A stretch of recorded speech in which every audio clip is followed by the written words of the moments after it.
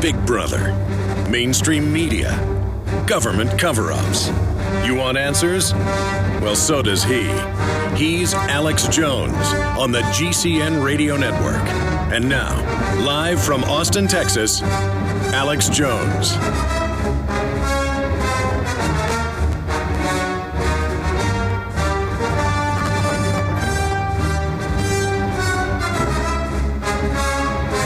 Ladies and gentlemen, we are going to have another jam-packed, incredibly important broadcast on this August 1st, 2013, worldwide transmission. It is Thursday, ladies and gentlemen.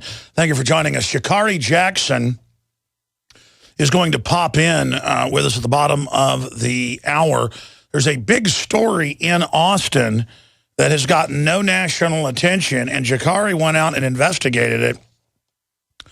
It was a white cop, from the info I have, but some are saying Hispanic, I don't know, that shot a black guy who was simply walking away from a bank an hour after the bank had been robbed. And the guy that reportedly robbed the bank from the CCTV cameras is a white guy. And the Austin police officer shot the guy in the back of the neck. And where's Jesse Jackson? Where's Al Sharpton? And my whole point is that, you know, if I want to walk away from a cop, I don't want to get shot in the back of the neck. And I'm not here to go after the police just because they're the police either. It's just, it's weird how when the cops do something like this, the normal, you know, people that run around trying to stir up trouble aren't involved, especially if it's a Democratic city. And the only city of any size in Texas that is a red area is Austin, Texas. And that's because of election fraud. It's really a very libertarian, conservative area. Believe me, I've lived here most of my life. My grandparents are from Austin. My mother's from Austin. And everyone, did you can't understand how Terrytown, a tiny group of ultra-rich parasites that feed off all the government programs and inside deals, how they run the city. But around here, I mean, we have a pretty good police department on average. Compared to a lot of cities, I have to be honest about that.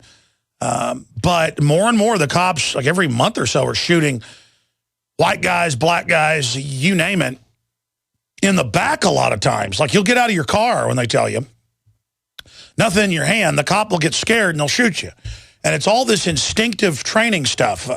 I understand instinctive shooting's a way to really draw fast, but they're not gunslingers in the Old West. But that's how they're being trained. And it does make you a great, quick draw, instinctive shooter. Boom, you know, hit bullseye. I just went and was involved in about 10 different or so shootout deals right when I got out of high school and college. One of my dad's friends, a dentist, his name was Dr. Dillingham. He he was a nice guy, ended up moving off and working for the U.S. Army as a dentist. But because he loved guns so much, I'd go out shooting with him and then got into it for a while. Didn't have time. I was working so many jobs and getting into radio. But I would go out and do it. I mean, and you'd go through these courses where you'd have stuff pop out and then you'd shoot it. And I got really good only doing it, I don't know, 10, 12 times, I forget. Because they might have 200 people competing in it. I got to be in the top 5% by the time I quit. And there'd be all these cops getting mad. Look at this kid beating us, blah, blah, blah. But I was obviously real young and, you know, had quick instincts. And I wouldn't shoot the family when it popped up, and I wouldn't shoot the... And that was paper targets, people going pop, you know, bam, and then like metal targets coming down, you'd shoot at, metal traps. A lot of fun, but I now digress. The point is the cops are training now with laser pointers that recoil and all these different obstacle courses. But the issue is somebody gets out of their car with their cell phone, boom, you're dead. And it's like, well, he thought it was a gun. But that's really scary, folks. And I've told the story before of when I was senior in high school, my mother said, go up to the frozen yogurt place, get me yogurt. So I went out and jumped in the car, drove up, got the yogurt, probably was speeding a bit coming home. Cop sees me, flips around, I turn into my street towards our house, pull over. He walks over, goes, license, registration. He goes, pulls his gun out, and it's like pointing it at my head. And he's like, get out of the car, get out of the car. And he gets out and goes, oh, sorry, you can go. I thought your weight belt was a big knife or a gun. Almost blew my head off, folks. So I've experienced this. It is the first day of August, 2013 on this live Thursday edition. Joseph Farah, the head of the Western Journalism Center, the founder of it, and of course the head of WorldNet Daily, constitutional, libertarian, conservative outfit, will be joining us to cover the waterfront of scandals and corruption and where he thinks Obama is going to be going in the next 3 years he's got left or so in office. Farah predicted back during the election we would see massive persecution of the Tea Party, Christians, conservatives, libertarians, and that the gloves would come off when Obama got reelected. And of course, Farah had not supported John McCain 4 years previously, saying, you know, there's no such thing as lesser of two evils. But he said, you know, maybe that's wrong. We thought maybe a bad socialist president would make the Republicans become actual conservatives and could help sweep the nation for American ideas. But it backfired, and the kleptocratic mafia has just literally had a bum rush orgy of overrunning every liberty we've got, butchering every industry we've got, collectivizing the country, going from 15 million people 6 years ago on food stamps to 50+ million and 101 million on some form of food assistance, over 130 million Americans on some form of welfare, and it's just getting worse, and that's their plan. The Cloward and Piven plan is the public plan, and of course they had previous plans to that one in the 60s, to bankrupt once free market countries and to make you dependent and poor. That is the plan. Sorry, socialism, communism doesn't work except for small, tiny groups that run it who are offshore and exempt from it. It's like trying to explain to people, you know, taking a gun and putting it to your head and pulling the trigger with live ammo isn't good for you. And people are like, no, socialism's good. Obamacare, I get something free. Of course, now it's coming out that it's bankrupting healthcare, giving nobody anything free, making 60+% of the doctors begin to move to quit, shutting everything down. Oh, and as predicted, they're in the news today. I'm going to get to this, saying the answer is total socialist healthcare now. It's going to bankrupt things. You mean if they pay $21 million to move General Motors to China, that might make Detroit finally collapse? I didn't know that. I didn't know if you totally moved General Motors out of Detroit, it might actually put the final nails in the coffin. Gee, who would have thunk that? I mean, I'm not for bailing stuff out because it never works, and criminal groups always steal the money one way or another in this kind of system. But if Detroit would have been given 21 billion smackers over the last 4 years, that place would be revitalized right now. But sorry, it ain't. China got the factories. All right, I know I keep harping on that. It's just they're shutting down a power plant every 2.5 days in the U.S. Modern construction, totally clean, water vapor, carbon dioxide come out of the stack, nothing else. So they list water vapor and carbon dioxide as toxic waste. And your power prices are going up, and America is shutting down. But all the select globalist operations are exempt. They're exempt from the regulations. They're exempt from Obamacare. The Congress is exempt. The IRS is exempted itself. This is called titles of nobility. Why is it in the Constitution that you can't have titles of nobility and be in government? Because the title of nobility doesn't just mean you wear a crown or that you get to go to the elite parties or whatever. It means you get given exemption from taxes, regulations, basically a letter of marque to operate, a license, licensure. And if you don't have the license, you can be destroyed. What did our first and greatest president, George Washington, say? He said, the power to tax is the power to destroy. And what is the IRS doing right now to pro-life groups, libertarian groups, Christian groups, conservative groups, Tea Party groups, any group that is right of Mao Zedong? Seek and destroy. Isn't it nice? Isn't it just sweet? Isn't it just cutie cake? Okay, let me do this. Let me tell you what's coming up today. Joseph Farah is going to be with us for a full hour. That's always informative, as he's got his ear to the ground all over the country and worldwide. And then we're going to be speaking coming up in about 20 minutes with Jacardi Jackson on the big Trayvon Martin scandal you didn't hear about that happened right here in Austin, Texas last week that has gotten zero national coverage. Because, again, we're a Democratic city where this went on. If it's a Democratic-run city, you can just shoot black people all day long if you want. You don't get in any trouble. But if it's a conservative area and you can make it a left-right issue, well, then, of course, the cops are shooting people all over the country with this instinctive shooting training for no reason. People can have nothing in their hand. They got out of the car. Just, I felt threatened. I shot him. It's like that guy on the dart pad in San Francisco a few years ago. Making a movie about that, and he wasn't even in the fight, wasn't involved, but they get him down on his belly, and they shoot him in the back, and the bullet bounces back up through his heart. And then they even took their time taking him to the hospital to make sure he died, from what I saw. And they confiscated all the footage from people's cameras, but one person was on a train at a stop, and it drove off as the cops figured that out and got it all on tape. And the police lied about it and said that he'd attacked them. That's the new thing. The FBI comes to your house and just sets you down for questioning, and then you get shot in the back of the head. The old days, the Russians at least took you to a dungeon, interrogated you, kept you a few months, took you out to walk you once a day. You didn't know when you get the bullet in the back of the head. It's kind of a humane way to run a Stalinistic murder operation.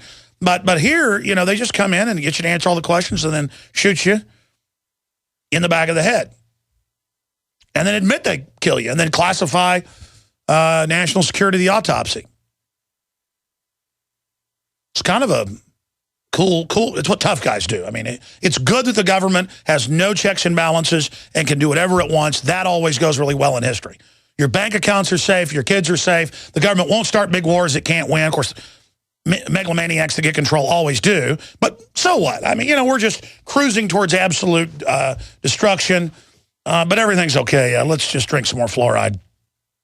Okay, so let me tell you what else is coming up here. Obviously, Snowden granted 1-year asylum in Russia. I'm going to get into that first here in a moment. Then U.S. To conduct joint military exercise in Egypt. You mean the military that we have that's hijacked by foreign banks is to conduct foreign operations. It's important to understand that. And another one here, more Israeli strikes likely. Syria moves missiles before alleged Israeli strike, report says. How Orwellian. Israel's publicly attacking Syria with cruise missiles, but then they won't even admit they're attacking them. I tell you, that is 1984 right there. Here's another one. Feds say it's classified info to say who we're at war with. That came out of Tech Dirt in a congressional testimony. Congress will not be told who we're at war with. Oh, that's very 1984. Also, Senate kills Rand Paul attempt to cut Egypt aid. Yeah, let's not cut the aid to the Muslim Brotherhood massacring Christians right now. U.S. House passes Iran sanctions bill to slash oil exports. They've now elected a moderate president, and Iran's trying to work with the West, so it's very important to rebuff all of those deals. Pentagon considers troop reductions due to cuts from sequester. Yeah, they got drones now to do the killing. They don't need troops anymore. And that's just some of the news on that front. A solar flare narrowly misses Earth. EMP disaster barely avoided out of the Examiner. We're going to be getting to that. That's the kind of stuff we should actually be worried about. Rand Paul strongly hints at 2016 presidential run. We've got what will become of Trayvon's hoodie, the latest piece of iconic trial evidence for the Smithsonian. And the George Zimmerman was pulled over outside Dallas, Texas, in Forney. I dated a girl from Forney once. And he was pulled over, and he had a gun. He was speeding, and the cop figures out it's George Zimmerman, says, well, let me get you out, cut you loose here without a ticket, just with a warning. Cop didn't want to deal with that media circus. And the media's like, why wasn't Zimmerman arrested with a gun? Well, because he has a concealed carry, and that's reciprocal in 30-plus states. Thank God there are concealed carries, because those have driven down crime on average over 25% in the first 2 years it's implemented. In some states, you see more than 50% drops in crime. Well, the national drop in overall violent crime since 1991, according to the Justice Department, we've gone over this ad nauseum, is 61%. Gun violence, overall violent crime, 61%.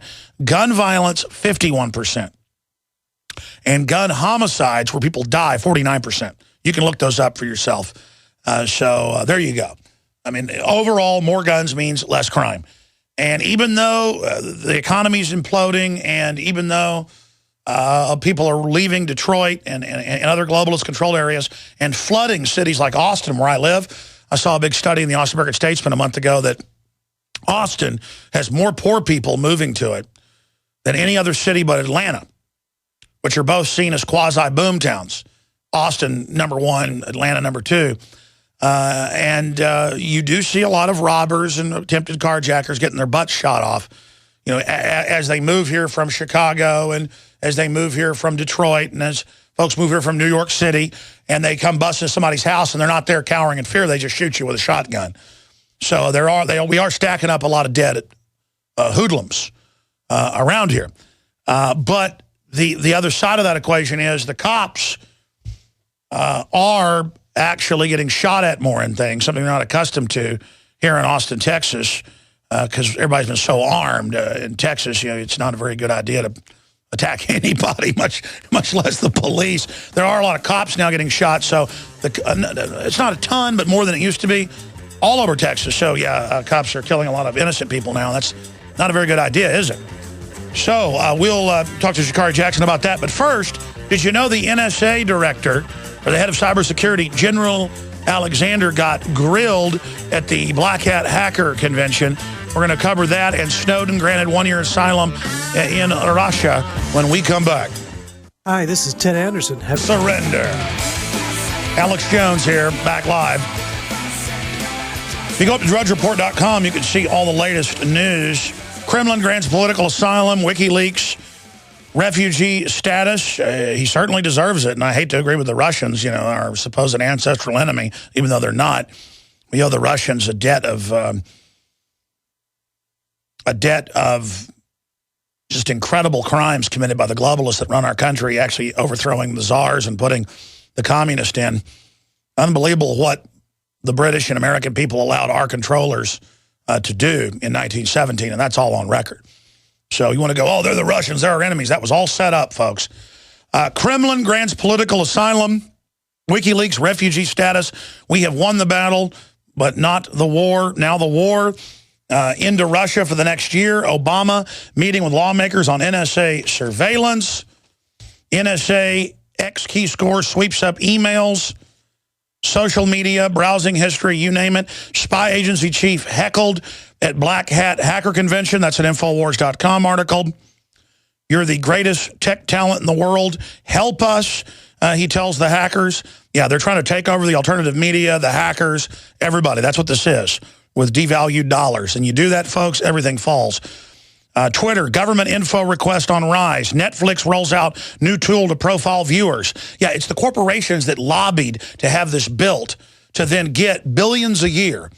AT&T gets over $1 billion a year, last time I checked, just to administer the NSA hubs in their systems. We're talking about big money here. They sell sometimes thousands of dollars per data request that's already automated. I mean, it is a huge moneymaker. And then they get to use the data and they share it with each other. This is a corporate world government. So when Alexander says, the head of cybersecurity and the head of the NSA, we don't track it with all this info on everybody, that's actually true. They're storing it, they're using it, and the government's kept on a medium leash what they can do. It's the 2,000 plus companies that have basically got access to everything. And the top Fortune 500, they have access to all of it. This is on record. I'm trying to explain this to you. The communist Chinese run the big data mining system in England and the U.S. That's BBC, one of the biggest. This is globalism. You give us control of your systems, the globalists say. China, you get the Panama Canal, and you get our grid, and you get to say what movies can come out. It's globalism. It's all to get rid of the nation state and play everybody off against each other. It is just incredibly diabolical. So I'm going to be breaking all this down after Shakari Jackson comes in with the new Trayvon Martin case that nobody has been covering nationally. But this is really serious. But let's go to this clip from Infowars.com with Steve Watson. It was also on local CBS with Multiple security consultants heckling NSA head shouts freedom and read the Constitution. And then they said, hey, Alexander, you lied to Congress and you're lying to us. It shows the face of thousands of hackers, black hat hackers, and people that counter black hat operations. Yeah, that's nasty stuff, folks. Just shaking their heads while he's talking because they know the guy is a complete liar, shoveling Bravo Sierra in their face. Let's play that clip. Stopping terrorism is one of the most important things. Oh, yeah, right. You run Al-Qaeda on record, and everybody knows it. And with that, when you think about it... Notice he talks in that NPR voice, that non-threatening voice. We stand for freedom. Not that. But I think what you're saying is that in these cases, what's the decision? Where's the discussion? And what tools should we have to stop those? No, I'm saying I don't trust you. You lied to Congress. Why would we believe you're not lying to us right now? I haven't lied to Congress. What about XKS? Congressional testimony. Wait for the question session. Thank you for that. But I do think this is important for us to have this discussion because, in my opinion, what you quickly believe is that which is written in the press without looking at the facts. This is the greatest technical center of gravity in the world. I ask that you all look at those facts. Check that out. Read the congressional testimony. Look at what we're talking about here, because this is our nation's future. And in there, if you listen carefully, somebody shouts out, read the Constitution. And there's more heckling, too. We have the full uncut video up on Infowars.com. Then we have the CBS one that's got some clips there, but we're analyzing that news clip there on air. We'll be right back with Jakari Jackson. More on the NSA. We're on the march. The empire's on the run. Ladies and gentlemen, we are back live and broadcasting worldwide from the Infowars.com studios. I am your host, Alex Jones. We're going to continue looking at the NSA and the military and economic developments here after a report with Jakari Jackson that's getting almost no attention nationwide. And the reason we're covering it is it shows how the media picks and chooses what it's going to turn into a big scandal. They know you're already worn out on the whole Trayvon Martin, George Zimmerman situation. So now they are, just moving on. They've already created the division they needed. They've already worn everybody out. They're going to wait to pick one of these cases later, but we're going to be discussing that here in just one moment. But first off, ladies and gentlemen, again, I want to invite everyone to go to InfoWarsHealth.com online. And when you go to InfoWarsHealth.com, you can find the lowest prices and free shipping for all of the amazing, close to 400, or I think it's over 400, longevity products like Pollen Burst Plus, the best natural energy drink booster out there. Just amazing. I love it so much. I've endorsed it, and I'm on the cover of the packaging. You've got the Beyond Tangy Tangerine 2.0, Tangy Tangerine Citrus Peach Fusion.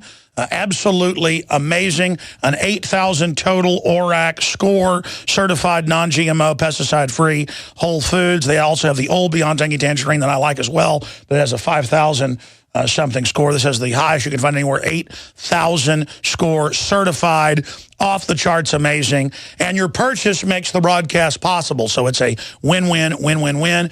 Shopping with the good guys. Whole foods, trace minerals, antioxidants, probiotics, prebiotics, amino acids, essential cofactors, and more. It's all up there. And now you wanted longevity beyond OsteoFX. They've now done it in powder form.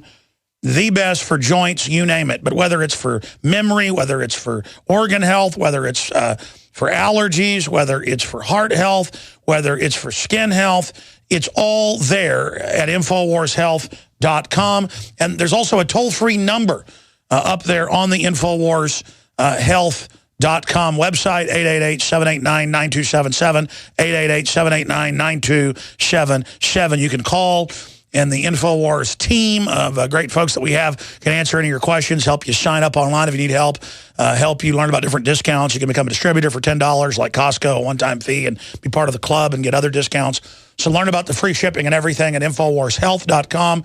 The journey towards better health, something the globalists absolutely hate, and a clearer mind starts at InfoWarsHealth.com or InfoWarsTeam.com. There's a lot of videos and audio messages with doctors and pharmacists and researchers and myself and so much more at InfoWarsTeam.com and InfoWarsHealth.com. Okay. Looking at our society and the divide and conquer, it's done scientifically. And you don't see the so-called liberal black groups that are out there talking about 50+% of black people being aborted. And that's the highest of any group. I mean, there's as much as 20% of white folks abort their kids, and then it moves down to Hispanics and others. If I was Hispanics, I'd be proud that they're one of the groups that doesn't like to kill their kids. I think it's very, very shameful that anybody does that, obviously. But they sell it like you're just going to get, you know, a wart removed off your butt or something. And that's not really what abortion is. And now you see MSNBC almost every week and CNN going, you know, babies after birth. Let's kill disabled babies. Or even if you don't like the sex of them. It's your choice as a parent up to age 3 to kill your kid. And when we first broke that from the Journal of Bioethics a few years ago, people didn't believe it for about a week. And then finally it was national news. That they were in there saying, let's kill kids up to age 3. Even if they're healthy, just... You know, the bioethicists, they're going to decide if you're really alive or if your life's worth something. And, you know, old people, they're not really happy. Let's just kill them. That's why Mark Dice went out last week. We put the video up when he premiered it a few days ago on Infowars.com and Prisonplanet.com. We played clips of it here. And he showed everybody he talked to. Only one person said, is this a joke? All the others said, oh, yes, I think we should get rid of all the old people. We should euthanize them. And it was old people saying it, saying, I don't want to be alive when I feel bad. Well, see, you're not going to be getting health care. You're going to get euthanized, ladies and gentlemen. And this is the way of it. This is eugenics. This is how it started in Nazi Germany. And look, I've already digressed. I want to get to the new report. The point is that, I don't know, in the last few years, it's got to be more than 10 cases. The last few months, I've heard about 3 or 4 of them, where Austin cops, where I live, pull somebody over, and the white guy, Hispanic, black, it doesn't matter. You get out of your car. They've killed people of every, quote, race. They get out, day, night, doesn't matter. And the cop has been trained for instinctive shooting, thinks they see something, and thinks they're at the OK Corral, and boom, shoots you. Boom, you're dead. And then it's like, well, they were scared. And that's why the police defended Zimmerman so much, because they understand you're in a fight, you're in a situation, they don't know what happened, you've got reasonable doubt. But at a certain point, even when it's in areas with surveillance cameras, they grab that. They don't release the dash cam footage in Austin. This is going on. And you've got this detective, a white detective. By the way, we had to dig to find that. This happened last week. White detective, like something out of a movie. Hour after the bank's robbed, he's there. It's a white guy on the surveillance footage that's the suspect. We're going to show that Jakari Jackson report in a moment. He chases a guy, a fellow walks in, black guy, sees all the cops and everything, goes, ooh, it was made out of warrant or something, who knows? That's not in the news. I'm sure they would have told us it was the case. Goes, ooh, a bunch of cops, kind of like open the door and it's a bunch of stormtroopers in Star Wars. You're like, I think I'll get out of here. And so he goes, walks on the street, cop starts chasing him. And, I know the instinct before. I've had cops behind before and thought about just, let's see how fast this baby can go. But the guy runs. The cop commandeers somebody's car, chases him, and then shoots him in the back of the neck. Now, Jakari, you've been really researching this. Mm-hmm. And so fill us in on what happened. And the fact that this is barely even local news. Here's the KVUE story. New details released an officer-involved shooting last week. You show up yesterday with our camera guy. There's cops waiting, basically trying to run you off. Yeah. And we've got all that on tape. But I kind of butchered the story. Break down what's happened, the fellow they killed, where this is going, because it's getting pretty scary. The state police, I'm afraid, are going to pull me over. In Texas now, they do proctology exams just randomly and use the same glove. Now they've got weird army checkpoints my wife ran into with Hitler Youth up in Waco. fact, I haven't even aired that footage off her iPhone yet. And then I'm afraid if a cop thinks I'm walking away. One of our reporters was walking home the other night, and cops came out of a house party in her neighborhood. Was Leanne, ran over to her and asked what she was doing. Obviously, because she was attractive. Yeah. And it was like, you come on into the party, watch it, honey. Grab her by the hair like cavemen, go dragging her off. But yeah. I'm ranting here, Jakari. Tell us about this case, the guy's name, and what's happened. Well, the gentleman that you're talking about is Larry Jackson. He, like you said, he went to a bank after it had been robbed. Now, this is a daytime bank robbery. The man goes to the bank after it had been robbed. I'm not sure if they had police tape or what the situation was. Goes, tries to open the door is locked. Somebody comes out, the bank manager says, sir, what are you doing? He's like, well, I'm just here to make a transaction. Now, this is where it gets a little iffy. They say the man presented some type of falsified identification. Now, but see, first they said the man ran. I'm going with their old lie. No, that's still the lie. This is the full story. This is the full story.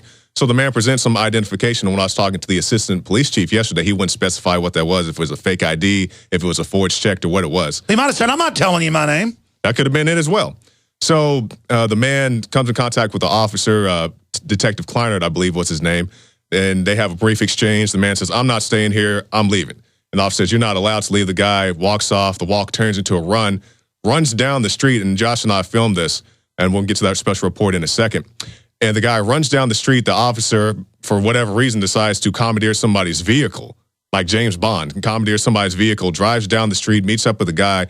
They have a physical altercation underneath a bridge, and the man ends up with a bullet in the back of his neck. And the story has been changing from when I saw last week. I mean, who knows what the truth is, because so often they lie, and they're really, I mean, they're acting suspicious too. I mean, you show up days later. Days, yeah. How many days later? This happened on Friday, I believe it was. And we just had a chance to go out of the studio yesterday, myself and Josh, and we'll get to this in the video. We go to the bank. So we're talking like 5 days later, 4 days later. We park across the street because we're driving up, and I'm like, I'm not going to park in their parking lot because I know they're going to kick us out. So we park at a grocery store clearly across the street. We get ready. I say, I'm going to go inside and talk to the bank manager. And Josh is like, okay, I'll just stay out here and shoot some B-roll. Good. And I walk across the street. The second my foot hits the curb, with what has to be the fastest response time in APD history, a man runs out the bank. What are you guys doing? Maybe it's because you're black. Maybe, I don't know what it was. I have to shoot you a little bit here. No, I'm joking. Yeah, hopefully not. But I get across the street, and the guy's like, what are you doing? I was like, yeah, you can see it right there. I was like, I'm going into the bank. And then when he sees my camera, that's when he gets a little more friendly, and he shakes my hand and so forth. And after that, he was pretty well-mannered. And he said, well, they prefer that you call ahead. And I said, well, sir, I'm already here. Can I just go in and talk to the bank manager? And he says, well, I don't really want that. I said, well, will you talk to him? He said, yeah. But I mean, you're nice about this, and I tell the reporters don't get in conversations, but I would have said it's a free country, I'm going in there. Yeah. I mean, I'm getting tired of this. Oh, yeah. And, of course, I'm being sarcastic about the cop going to shoot you. But the point is, he does run over there towards you. And, I mean, wow, they're really on this story. They don't want people talking to the witnesses. And I guess that was the point. And they leave us out there for about 10, 15 minutes. Meanwhile, a helicopter flies overhead. I'm not sure if that was related or not. It's just something weird that happened. It's part of living in a free country. Yeah, part of living in a free country. And you were walking while black. Yes, I was walking while black. And it just so happened that, doesn't matter you're wearing a suit. That's not even enough now. Yeah, I was dressed in, You wear a crown to be like the Queen of England, then he would have bowed down to you. Yeah, if I was walking a red You had a shaved head, though, like him. You should have liked that. Yeah. But, like I was saying, we were out there, and the bank manager comes about 10, 15 minutes later, or a bank representative. And meanwhile, APD calls us because we called to talk to their public information officer. They call us back while we're at the bank. And I'm saying, well, just so you guys know, I just encountered an officer. He's leaving us outside for 10, 15 minutes. I'm not exactly sure what he's doing. Just know that we're out here. They say, okay, just come and meet with us at 12:45 at the APD headquarters. So we talk to the bank representative, and he doesn't give us any information. So we shoot our stand-up, go to APD, and that's when we talk to Assistant Chief, I'll keep on calling him Bradley Manning, but his name is Manley. So Brian Manley. Yeah, Brian Manley. He's very manly. He was very manly. He was a very, very nice gentleman. He didn't give us too much in the way of information. And one of the questions I asked him, I said, if this is an ongoing investigation, and you say, the shooting's under investigation, why did he chase him? That's under investigation and so forth. How do you know that the man was there to commit a fraud, Mr. Jackson? And he said, well, of course, that's still part of the ongoing investigation. But, the shooting, why the officer unholstered his weapon, that's under investigation. But the fact that the man was there to commit a fraud, that's a concrete fact. And by the way, if the suspect was black, why would a bank robber come back later? I would see some reason to pursue, but it's looks like a redneck hillbilly. in the main suspect videos, and then a black guy comes and talks to the manager, starts walking away going, I don't want to talk to you. I don't, and then you end up dead, and that's happening more and more all over the country. Yeah, and people keep saying that the man had no reason to run, like Anthony Beeler said. He said the mere fact that the guy's dead now shows that he had a reason to run. Well, let me tell you, I'm actually now, when I'm with my kids, I'm actually scared of the state police because they're still I mean, they'll pull you over in front of your family and literally stick their hands in your rear end. I mean, that is horrifying, man. And it's just another case we see because we saw the case in Toronto. I believe it was this past weekend as well. A gentleman was on the boxcar. I think the guy was 18. His name was Sammy Yadam. And he's not even stepping off the bus. He has a knife. You can see the video right there. He has a knife in his hand. The police tell him to drop the knife. He doesn't drop the knife. Now, as you can see in this clip, Alex, they're close enough to him to use maybe a chemical agent, use some bean bags. And they shoot him over and over and over and over. Times. They shoot him 9 times in this clip. Well, it's like the 95-year-old guy at the nursing home that had a shoehorn and... he had a cane, he had a shoehorn, and then they said he allegedly grabbed a butcher knife and was waving it around. Even if he did have a butcher knife, you think you could probably snatch a knife from a 95-year-old man. And they shoot him with a beanbag. Well, I would just lock the door until he settled down. Yeah. But no, it's like tough to kill somebody. Because, I mean, you're not even a man until you've killed some people, you know, according to these groups. Well, see, they're soldiers. They're designed to kill people, break things. And so you're like an enemy at Iwo Jima. And this is the mindset now. What the cops don't get is that police are supposed to be peace officers. You're supposed to be so macho you don't go and just kill people as the first idea. That's what thugs do.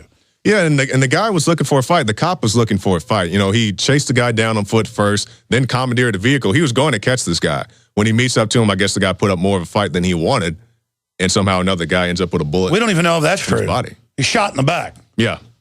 Which are very suspicious to me. That's just the story I was told. Well, let's go ahead and go to your news report right here, and then we'll go out to break and come out and finish up with this with Jakari Jackson. And this is happening all the time now where I live. Let's go ahead and go to this clip. We're here at the Benchmark Bank. You just saw moments ago, we stepped out of our vehicle, which is across the street where my cameraman Josh is. We came across the street to the Benchmark Bank. We were immediately approached by an officer. He said, "Sir, what are you doing here?" I said, "I'm just here to speak to the bank manager." He said, "Well, they prefer that you call before you come." Well, I said, "Well, I'm not looking for a problem, officer. Can you go get the bank manager for me?" The officer agreed, so that's what we're doing now. So you saw just moments ago, we were approached by both an officer and a representative of the Benchmark Bank. Now, the reason why we're here is because last Friday, a gentleman tried to enter the bank after the bank had been robbed. Obviously, the gentleman did not know this. Keep in mind, the gentleman who came to the bank after it had been robbed did not match the description of the suspect at all. The gentleman presented identification to the bank. Then an officer approached the man. The man did not want to talk to the officer, decided to walk away from the situation. That walk turned into a run. A foot chase ensued. The officer eventually caught up to the man at a nearby park. There was an alleged struggle, and somehow or another, the man ended up with a bullet in the back of his neck. First of all, do you think it was the appropriate response of your officer to chase the man? Yes, the police department does have a pursuit policy, a foot pursuit policy that dictates when our officers can be engaged. The foot chase ended under the Shoal Creek Bridge over off of 34th Street, and their struggle ensued under that bridge. During the foot pursuit, Detective Kleinert did enlist the aid of a motorist to help him catch back up to Mr. Jackson. Do you know at what point the officer removed his holster? Was it knocked out? Did he pull it out? Do you know exactly what happened? That's still part of the ongoing investigation. As far as striking an unarmed man in the back of the neck, do you think that's justified? I can't speculate on that. Is the officer involved still in active duty? Yes, the officer, per our standard policy, is on restricted duty with pay. Now, it's my understanding that the gentleman has some type of false identification. Can you specify what that is? Again, due to the ongoing nature of the investigation, there are some pieces that we're not releasing. We have this ongoing investigation as far as, when the officer unholstered his weapon, when exactly he fired the weapon, but you're pretty confident in saying that he was there, the gentleman was there to commit a fraud. Does his prior history have anything to do with that conclusion?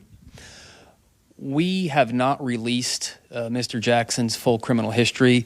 We're not attempting to challenge his credibility. Anytime a life is lost, it's tragic. And it's tragic for Mr. Jackson's family. As a law enforcement family, it's tragic for us. Our officer is, having a hard time with this as well. Now, I can't help but notice the similarities between this case and the George Zimmerman Trayvon Martin case, whereas the person with the gun aggressively pursued the person without the gun, and when an altercation ensued, the person with the gun opened fire. All right. And that just so happens to be... And that is what the subject of the new August issue is all about, by the way. And the new magazine is out, InfoWarsStore.com. We'll have conclusions and final thoughts with Jakari Jackson straight ahead.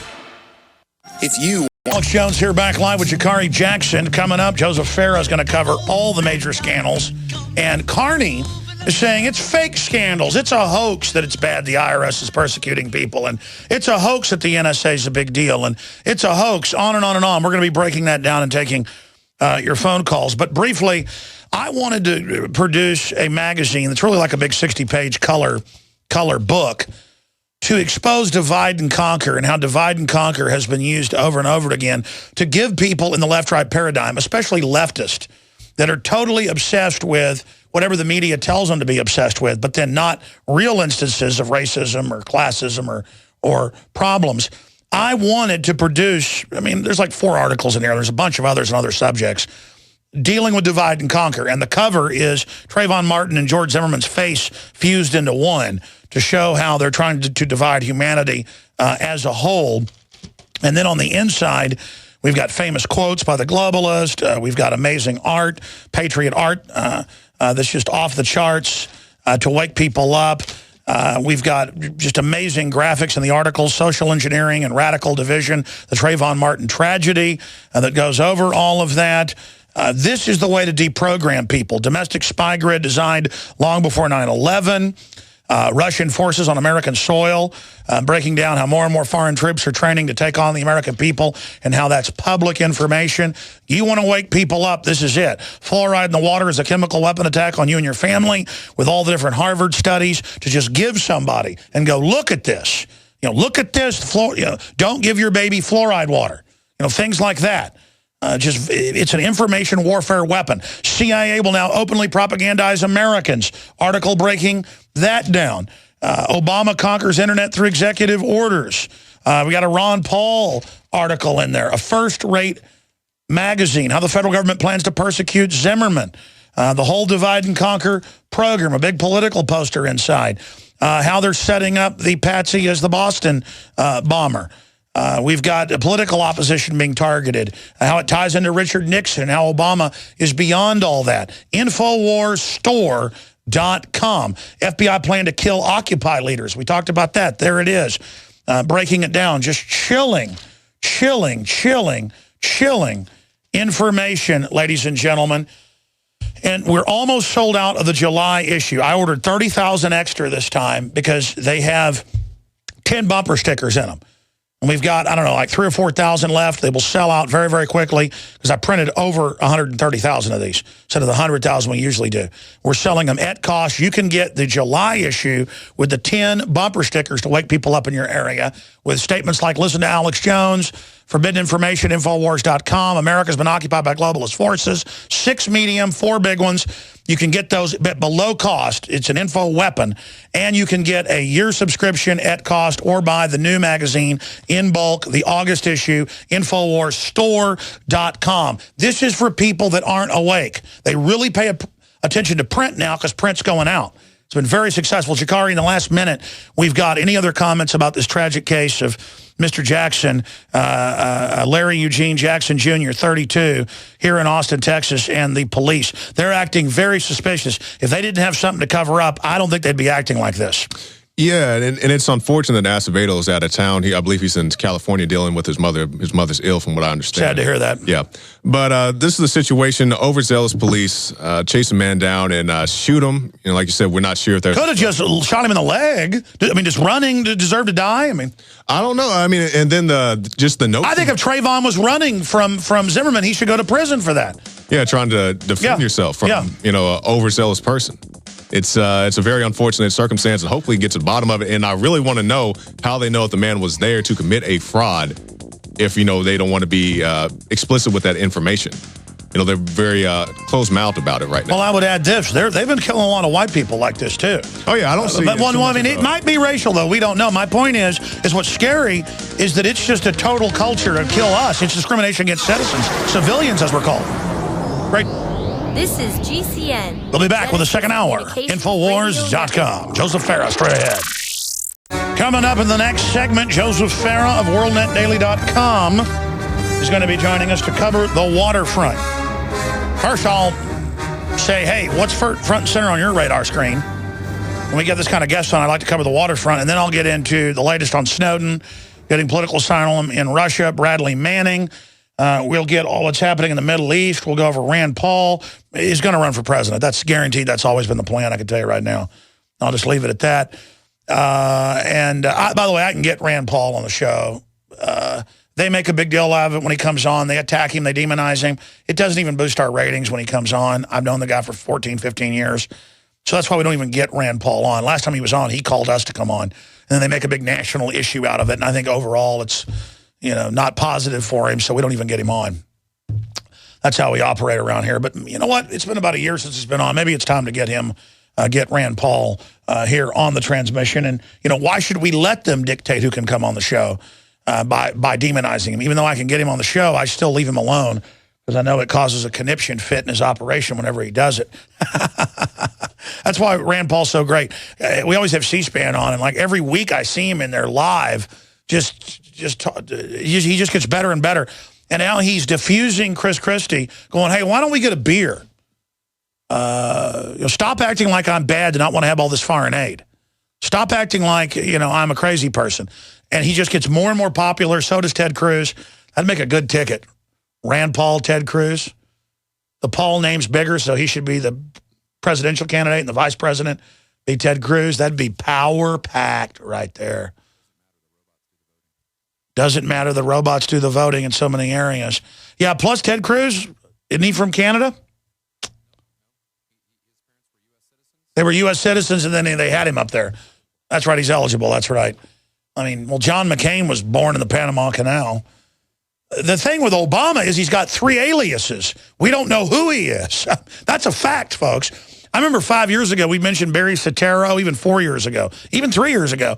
And they'd make fun of it in the media, they claim he's named Barry Soetoro. Then all his friends come out and go, no, his name was Barry Soetoro. And then now Obama goes on radio shows and stuff, goes, hey, it's Barry. People used to call me that. He's like inoculating people psychologically. But he had like a couple other aliases. Who is this guy? Well, he's a totally compromised, controlled, blackmailed person. And why do we put up with this, with Wienergate and just the rise of these politicians getting away with more and more and more and more and more? It is unbelievable. By the way, Snowden's father has called out Obama on Nuremberg crimes. We have his letter up on Infowars.com as well. Security consultant heckles NSA head, shouts freedom. Read the Constitution to the NSA director, General Alexander. Snowden's father calls out Obama on Nuremberg crimes. I just mentioned that. Your tax dollars at work in Afghanistan supporting al-Qaeda. Rand Paul strongly hints at 2016 presidential run. Obama's behavioral insight team brainwashing the public. FBI raid reveals government knee-deep in child sex trafficking. Got more news on that today. Liberal activists, thousands of people will die every year under Obamacare. Their answer, bring in total government care. Yeah, like they do in Europe, and everybody's dying.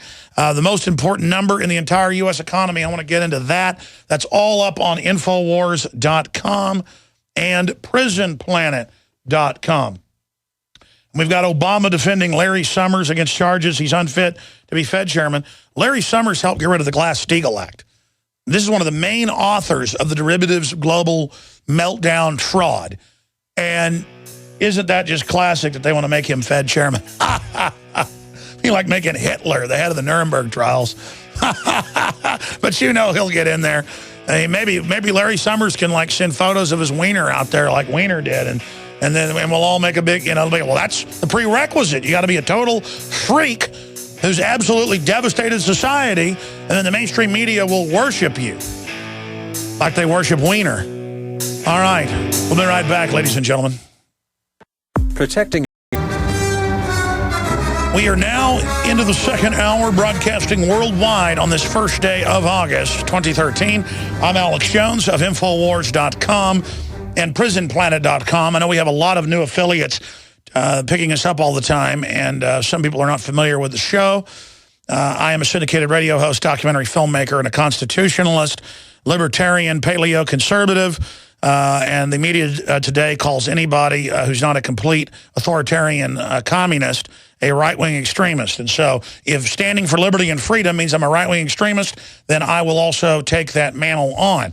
When I criticized Bush for attacks on civil liberties and freedoms, I was called a hardcore commie by the controlled right wing, the establishment rhino Chris Christie types.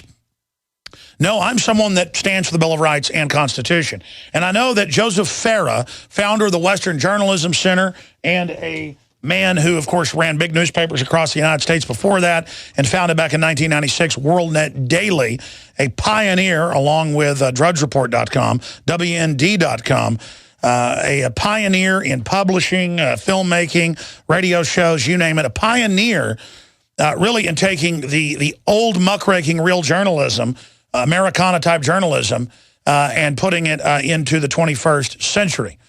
And, of course, Ted Nugent writes for them as well. Ted contacted me and said, carry his stuff as well. I don't think we ever do that, but we probably should over at Infowars.com. But WND.com, and he joins us here today on the broadcast to talk about a whole host of issues. But first off, Joseph, when you said a few years ago on the air that when Obama got reelected, get ready for the hammer to drop, boy, you weren't kidding. The persecution of Tea Party, telling pro-life groups what they can pray, targeting the Associated Press, prosecuting whistleblowers. Now, Obama behavioral insight teams, biopics on Hillary Clinton, CIA domestically brainwashing, promoting the kleptocratic agenda of the socialist progressives. I mean, this is like a Twilight Zone episode. I'm Alex Jones, the supposed crazy guy that, thought all this would happen, and it happened. It's getting even crazier than I thought it would get this fast. Joseph Farah, what in the New World Order is going on here? Well, the good news is that Obama is kind of bringing, some of the left and the right together, if you want to use those labels. Especially with regard to the surveillance state that he didn't invent this. It's been creeping up on us for decades, and, but he's basically put it on steroids. And I think that there's, reaction from, folks on the left who actually have a conscience, people like Ned Hentoff and folks like that, and, some members of the Senate and House and the Democratic side have been really at the forefront of protesting this just unbelievable Big Brother kind of situation. They're just, you and I, we knew about the NSA for a long time. This was no surprise to us. I mean, it's been around for a long time. Obviously, it's getting worse as technology improves. It makes it more feasible for government to gather more information on us more easily. That's what's been happening. And now we've got a guy in the White House who he basically believes in unlimited government. That's the key, I think, to understanding where we are right now. That's a completely un-American principle. America is founded on constitutionally limited government. The federal government has a straitjacket on its power, intentionally conceived by the founders. And, obviously there have been abuses to that over 230-some years. But now we're at the point where we have a president of the United States, and we have many, many members of Congress, Republicans and Democrats, who basically believe there are no constitutional restraints on what the government can do.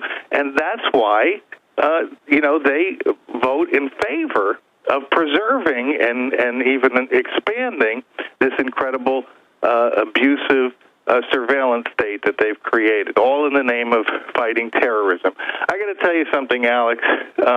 The worst kind of terrorism that's ever plagued people in the history of the world is government terrorism.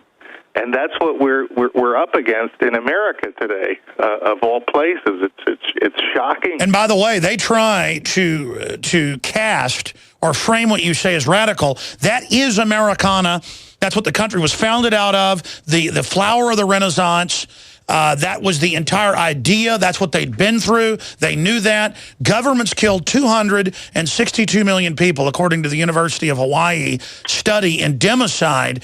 in the 20th century, non-military combatants deaths. That's men, women, and children. We all know this, from Pol Pot to Adolf Hitler to Joe Stalin to Mao Zedong to people like Fidel Castro. And then we get up and say, that's tyranny. This is a threat. And they go, oh, you're crazy. But I think the good news is this coming out of the kleptocratic tyrants, this coming out of the statist, I think has finally gotten people to start to wake up. Are you seeing a giant awakening taking place?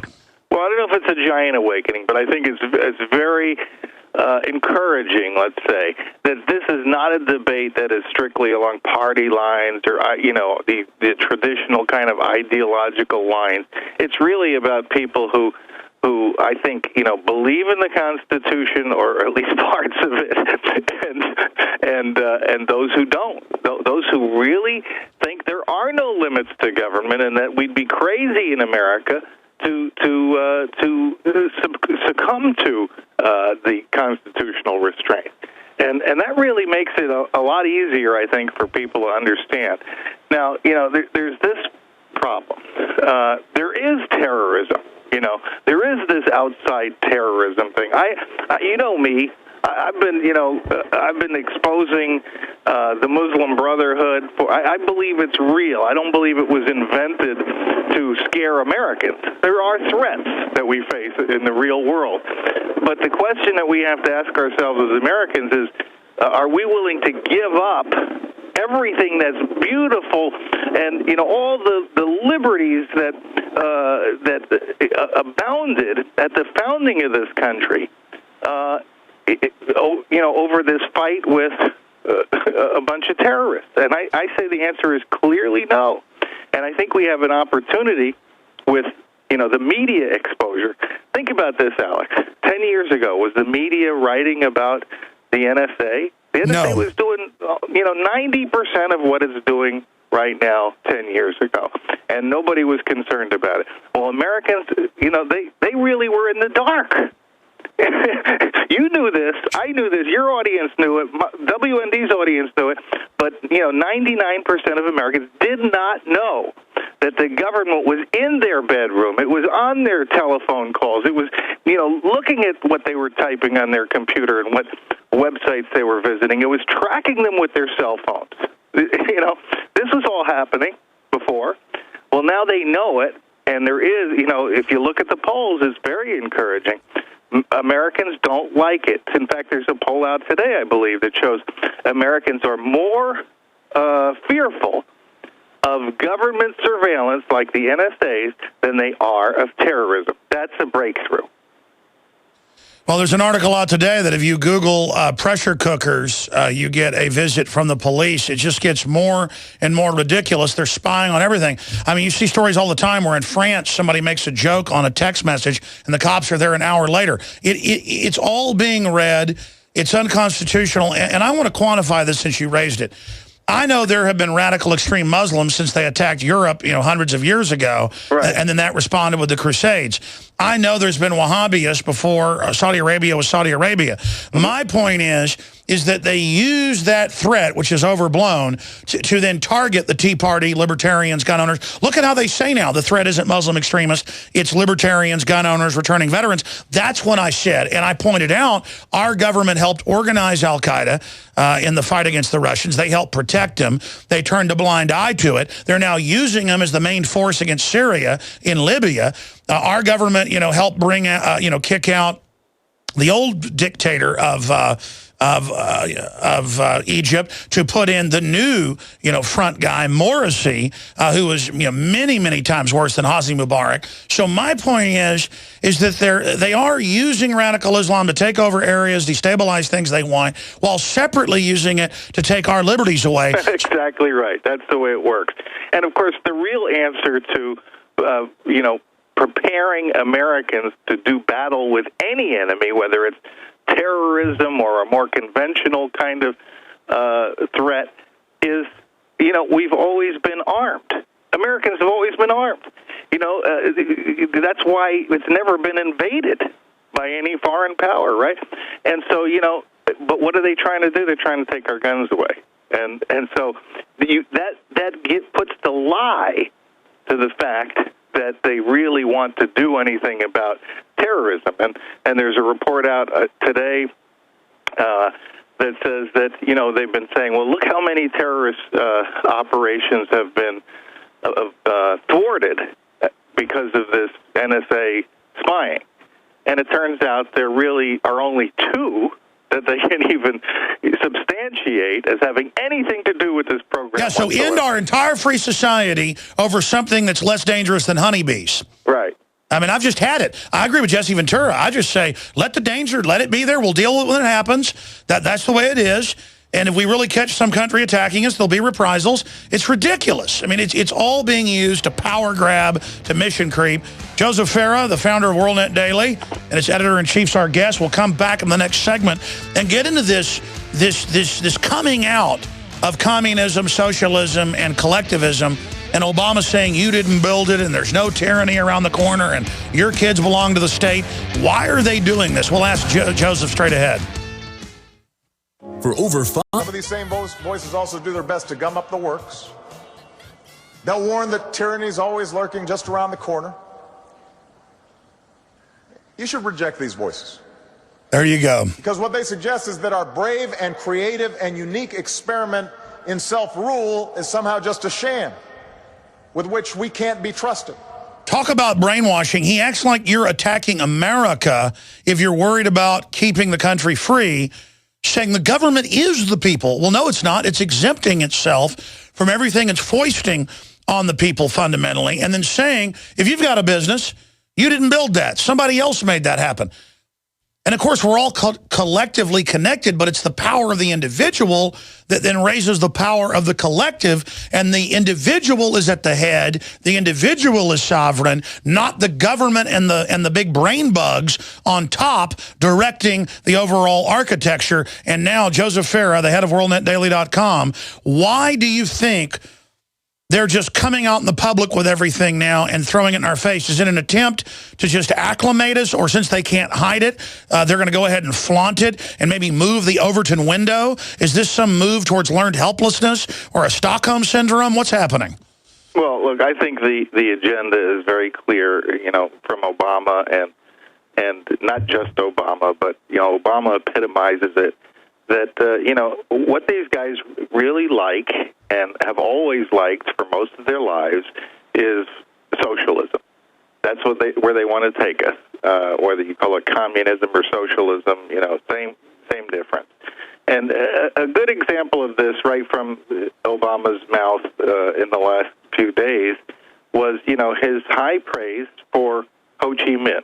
Now, we can debate the Vietnam War and our role in it. But Ho Chi Minh was a communist who tortured Americans. Hardcore Marxist-Leninist, Stalinist, who killed 500,000 of his own people. Now they want to portray him as some kind of popular folk hero in Vietnam, the George Washington of Vietnam, inspired by Thomas Jefferson. Gosh, we have known this for decades, that was a clever ruse that Ho Chi Minh used to try to get, the American government to support him back in the 1950s when Truman was still president, and later in the Eisenhower years.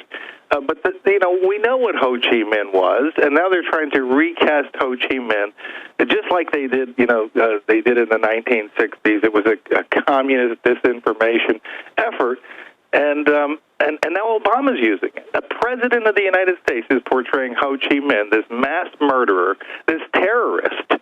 How did was he popular among his people? Hitler was popular among his people. The way totalitarians become popular is they kill the opposition or they lock them up in re-education. Oh, yeah, I love how in a, quote, fake democracy they used to bring in authoritarianism, not a republic, they go, well, we have a majority that say turn your guns in. Like, I've got to do something because a pack of idiots want me to. Exactly. That's the opposite of what the American founding was all about. Protecting the rights of the minority. We don't live in a democracy. We live in a constitutional republic. There's huge differences, and unfortunately, the American people have been so dumbed down over such a long period of time that now we want to be like everybody else in the world. That's what the founders were dead set against. But, I mean, there is a sense that I see on the street across the board. Folks understand that Obama and the people that are controlling him really have conned them. People know the economy's in deep trouble. They know they're becoming domesticated, but the collectivists don't care because when they shut down coal plants or pay to move General Motors to China, then you've got 101 million people as of last month, as you know, now on some form of food assistance. I mean, land of the free, home of the brave, 101 million people on food assistance? That's right. You create the dependence. We've seen it done in many minority communities to the point where they go and they vote like robots for the people who are going to keep those little gratuities coming to them every month, and that is really sad. Instead of being teaching self-reliance and being a self-governing society, we're becoming a bunch of sheep that are actually dependent, we think, on the government's goodwill toward us. Joseph Farah of WND.com is our guest. We've got him to the end of the hour. We got a long 18-minute segment coming up. I want to get into the details of Snowden, Bradley Manning, and geopolitically where you think the world is right now, Joseph Farah, and where you think things are going to go or the possible futures. I want to talk about an article on WorldNet Daily I saw dealing with massive solar flare narrowly misses Earth, EMP disaster barely avoided, and you've got one about Lloyd's of London, warning of EMP. This is a real threat. We'll talk about that WND.com article and more with an icon of libertarian truth journalism, Joseph Farah. I'm Alex Jones. Joseph Farah is our guest today, ladies and gentlemen. I'm going to have open phones in the third hour coming up and cover a host of news we haven't gotten to. I want to get into the persecution of the press, not just conservatives or libertarians, and where Joseph Farah thinks all that's going. I want to talk about a new film they've got that we're not carrying yet, but we need to, that's available at WorldNet Daily, made out of the book Disinformation, that is a very powerful book, and I'm glad it's been made into film to understand how the propaganda state works because of Obama's behavioral insight teams and how they're saying the CIA is going to be involved domestically in the Pentagon. Really, signs of the fact that as the government gets more and more corrupt and collapses, it becomes more and more authoritarian. But that big question before I get into General Alexander being heckled, we're going to play a clip of that, Joseph Farah, where do you think the world in general is going?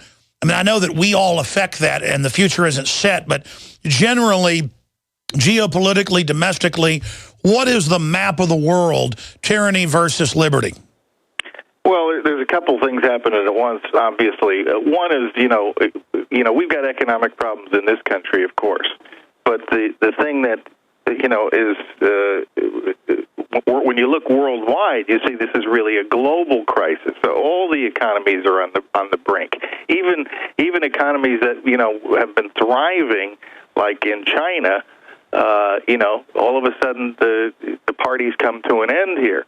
And, in the past, the United States has been kind of a hedge against the global economic collapse. But now we're kind of at the forefront of it.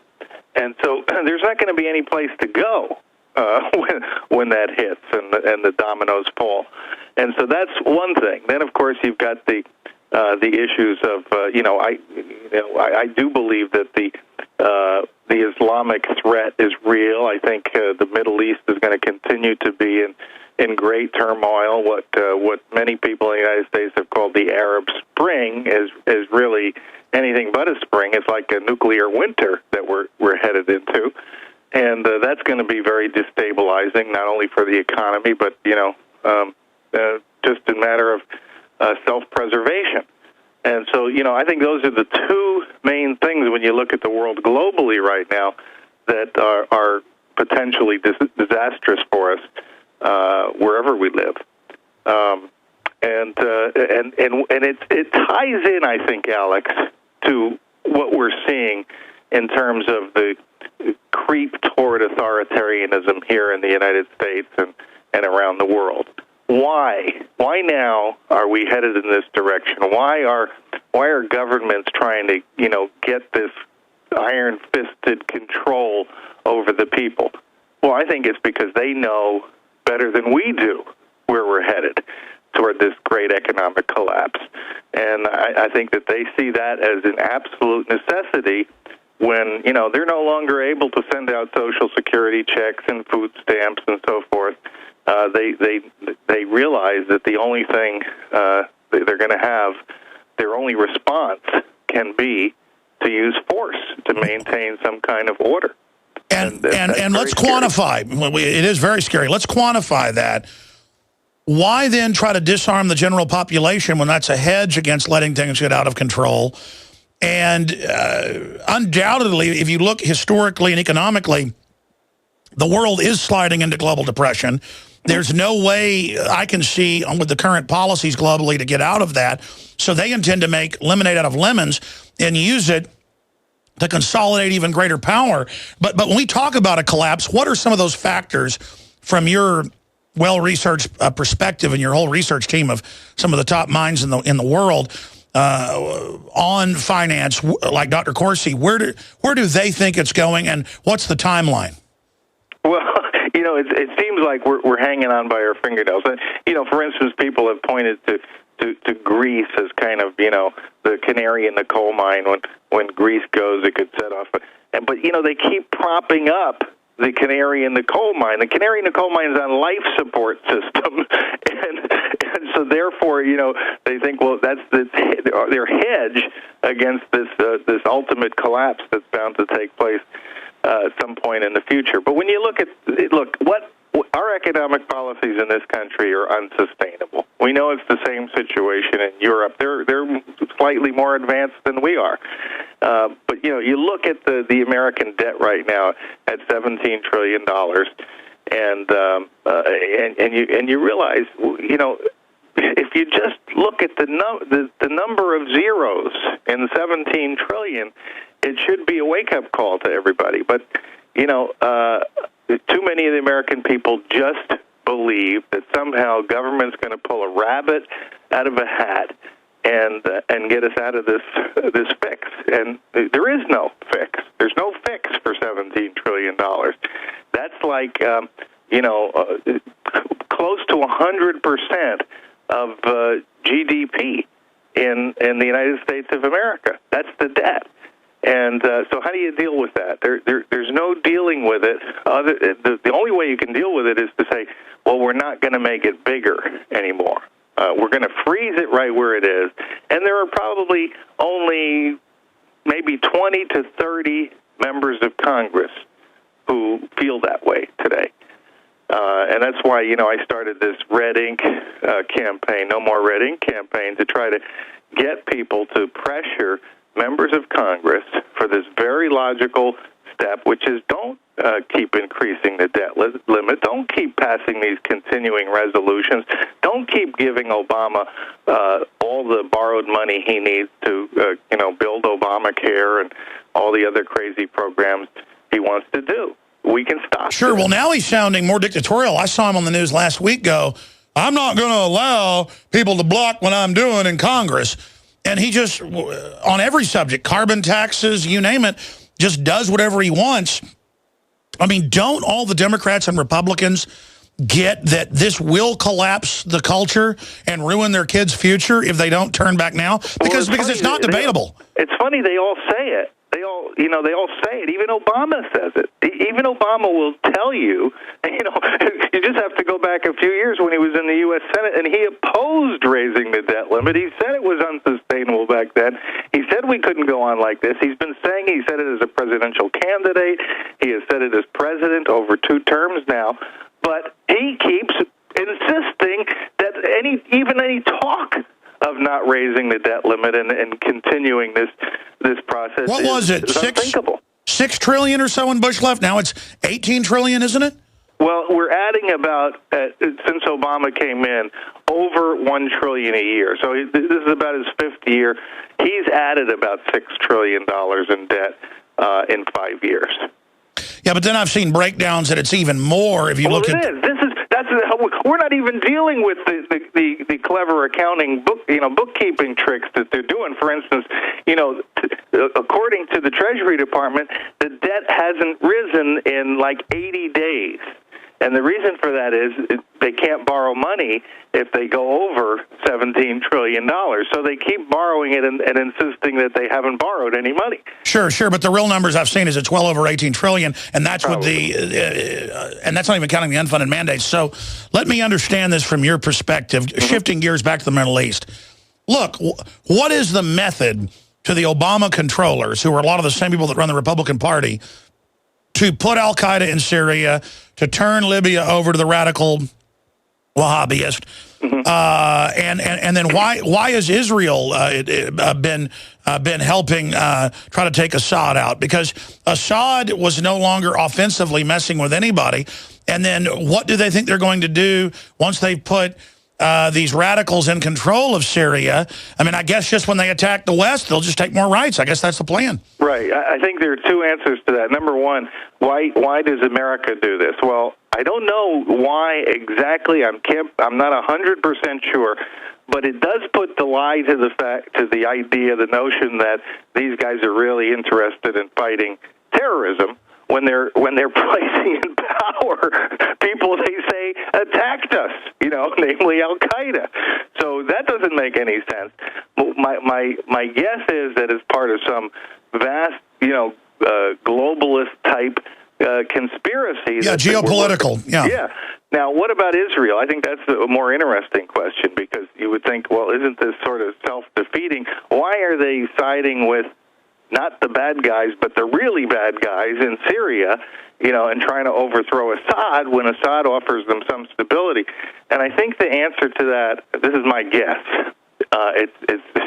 it's really bizarre, but, I think that what they're doing, they believe their number one enemy right now, the most imminent threat they face, existential threat, the threat that could put Israel, is Iran, so they want to take out Iran's support. Exactly. And who is Syria allied with? Who is Assad allied with? He's allied with Iran. And so they'd rather deal with Iran first and then basically have one enemy left, which is the Muslim Brotherhood for all intents and purposes, and they can deal with the Muslim Brotherhood on their own time schedule. That's my guess. Well, my larger issue is this. Everybody knows I'm not anti-Israel, but at the same time, I try to stay out of this because I'm sick of it. It's a political football, like gay marriage, pot laws, any of this stuff. It just goes on and on. But then people want you to choose a side in this whole deal, and the obsession by the anti-Israel crowd, constantly making stuff up that, Israel runs this, Israel runs that, Israel runs me, this person, General Jones and the Joint Chiefs is Jewish when they're not. I mean, it really is a worldwide mental illness, and I don't get what the establishment, with a lot of Jews in it, is doing, promoting this agenda, because I see the left really pushing an anti-Semitic agenda. Yeah. And I don't, what are they planning to get out of this? I mean, this is really like a religion. I don't know, but it reminds me of an old joke, Alec, where this guy, Moshe, is sitting there and he's reading a Nazi newspaper. This Jewish guy's reading a Nazi newspaper. His friend comes up to him and says, "Why are you reading a Nazi newspaper?" He says, "Well, I used to read the regular press, but it was full of bad news. The Jews control how it's full of persecution of the Jews and so forth. Now I read the Nazi newspaper and it's all good news. It says the Jews control the banks and the media and everything." So you get the picture. He was reading it because it was like a delusion of grandeur. Exactly. Yeah. But, you're right. The anti-Semitism, and really, if you think about it, you can go all the way back to, Hitler. And what was Hitler? Hitler was a socialist. Joseph Stalin was a communist. Look at, how he persecuted the Jews in the Soviet Union and after Stalin as well. So where does the anti-Semitism come from? Where does it emanate from in the modern world? Well, it's perpetrated almost exclusively by socialists. Yeah, but exactly. But then it's also used as this football where everything becomes about that when the world is so much more complex. Like, what about the communist Chinese? There's 1 billion plus people over there being used by communists to leverage the world. What about this issue? What about it's like all people talk about from both sides is fighting with each other over this, and it's really a party I don't want to be part of. Speaking of disinformation, talk about that film a bit, and then I want to get into, have you seen the video of the head of the NSA being booted yesterday at the Black Hat conference? They're Black Hat hackers. I heard the audio, yeah. I didn't see the video. We're going to play that in a minute, but tell us about the film Disinformation in the book. Well, the book and movie Disinformation is really, the movie is just adapted from the book, and it's a series of terrific interviews with people who are experts on what disinformation really is. And we've all heard the term disinformation, but it really is a made-up word, made up by the Soviet Union. They recognize that, lying to people is a very important strategy for maintaining power, but disinformation is more than lies. It's one thing when somebody lies to you, but it's another thing when a very credible source lies to you. Then that's the first lie is misinformation, but the lie by a credible source is disinformation. And, the Soviet Union had spent a massive amount of its economy on perpetrating disinformation here in the West. And this book and this movie chronicle that. And the guy who wrote the book and is the inspiration for the movie is named Ion Mihai-Pachepa, who was the highest-ranking Soviet bloc defector to the West during the whole Cold War. He was in charge of Romanian intelligence. He had to take a daring escape route to get out of Romania and come to the West.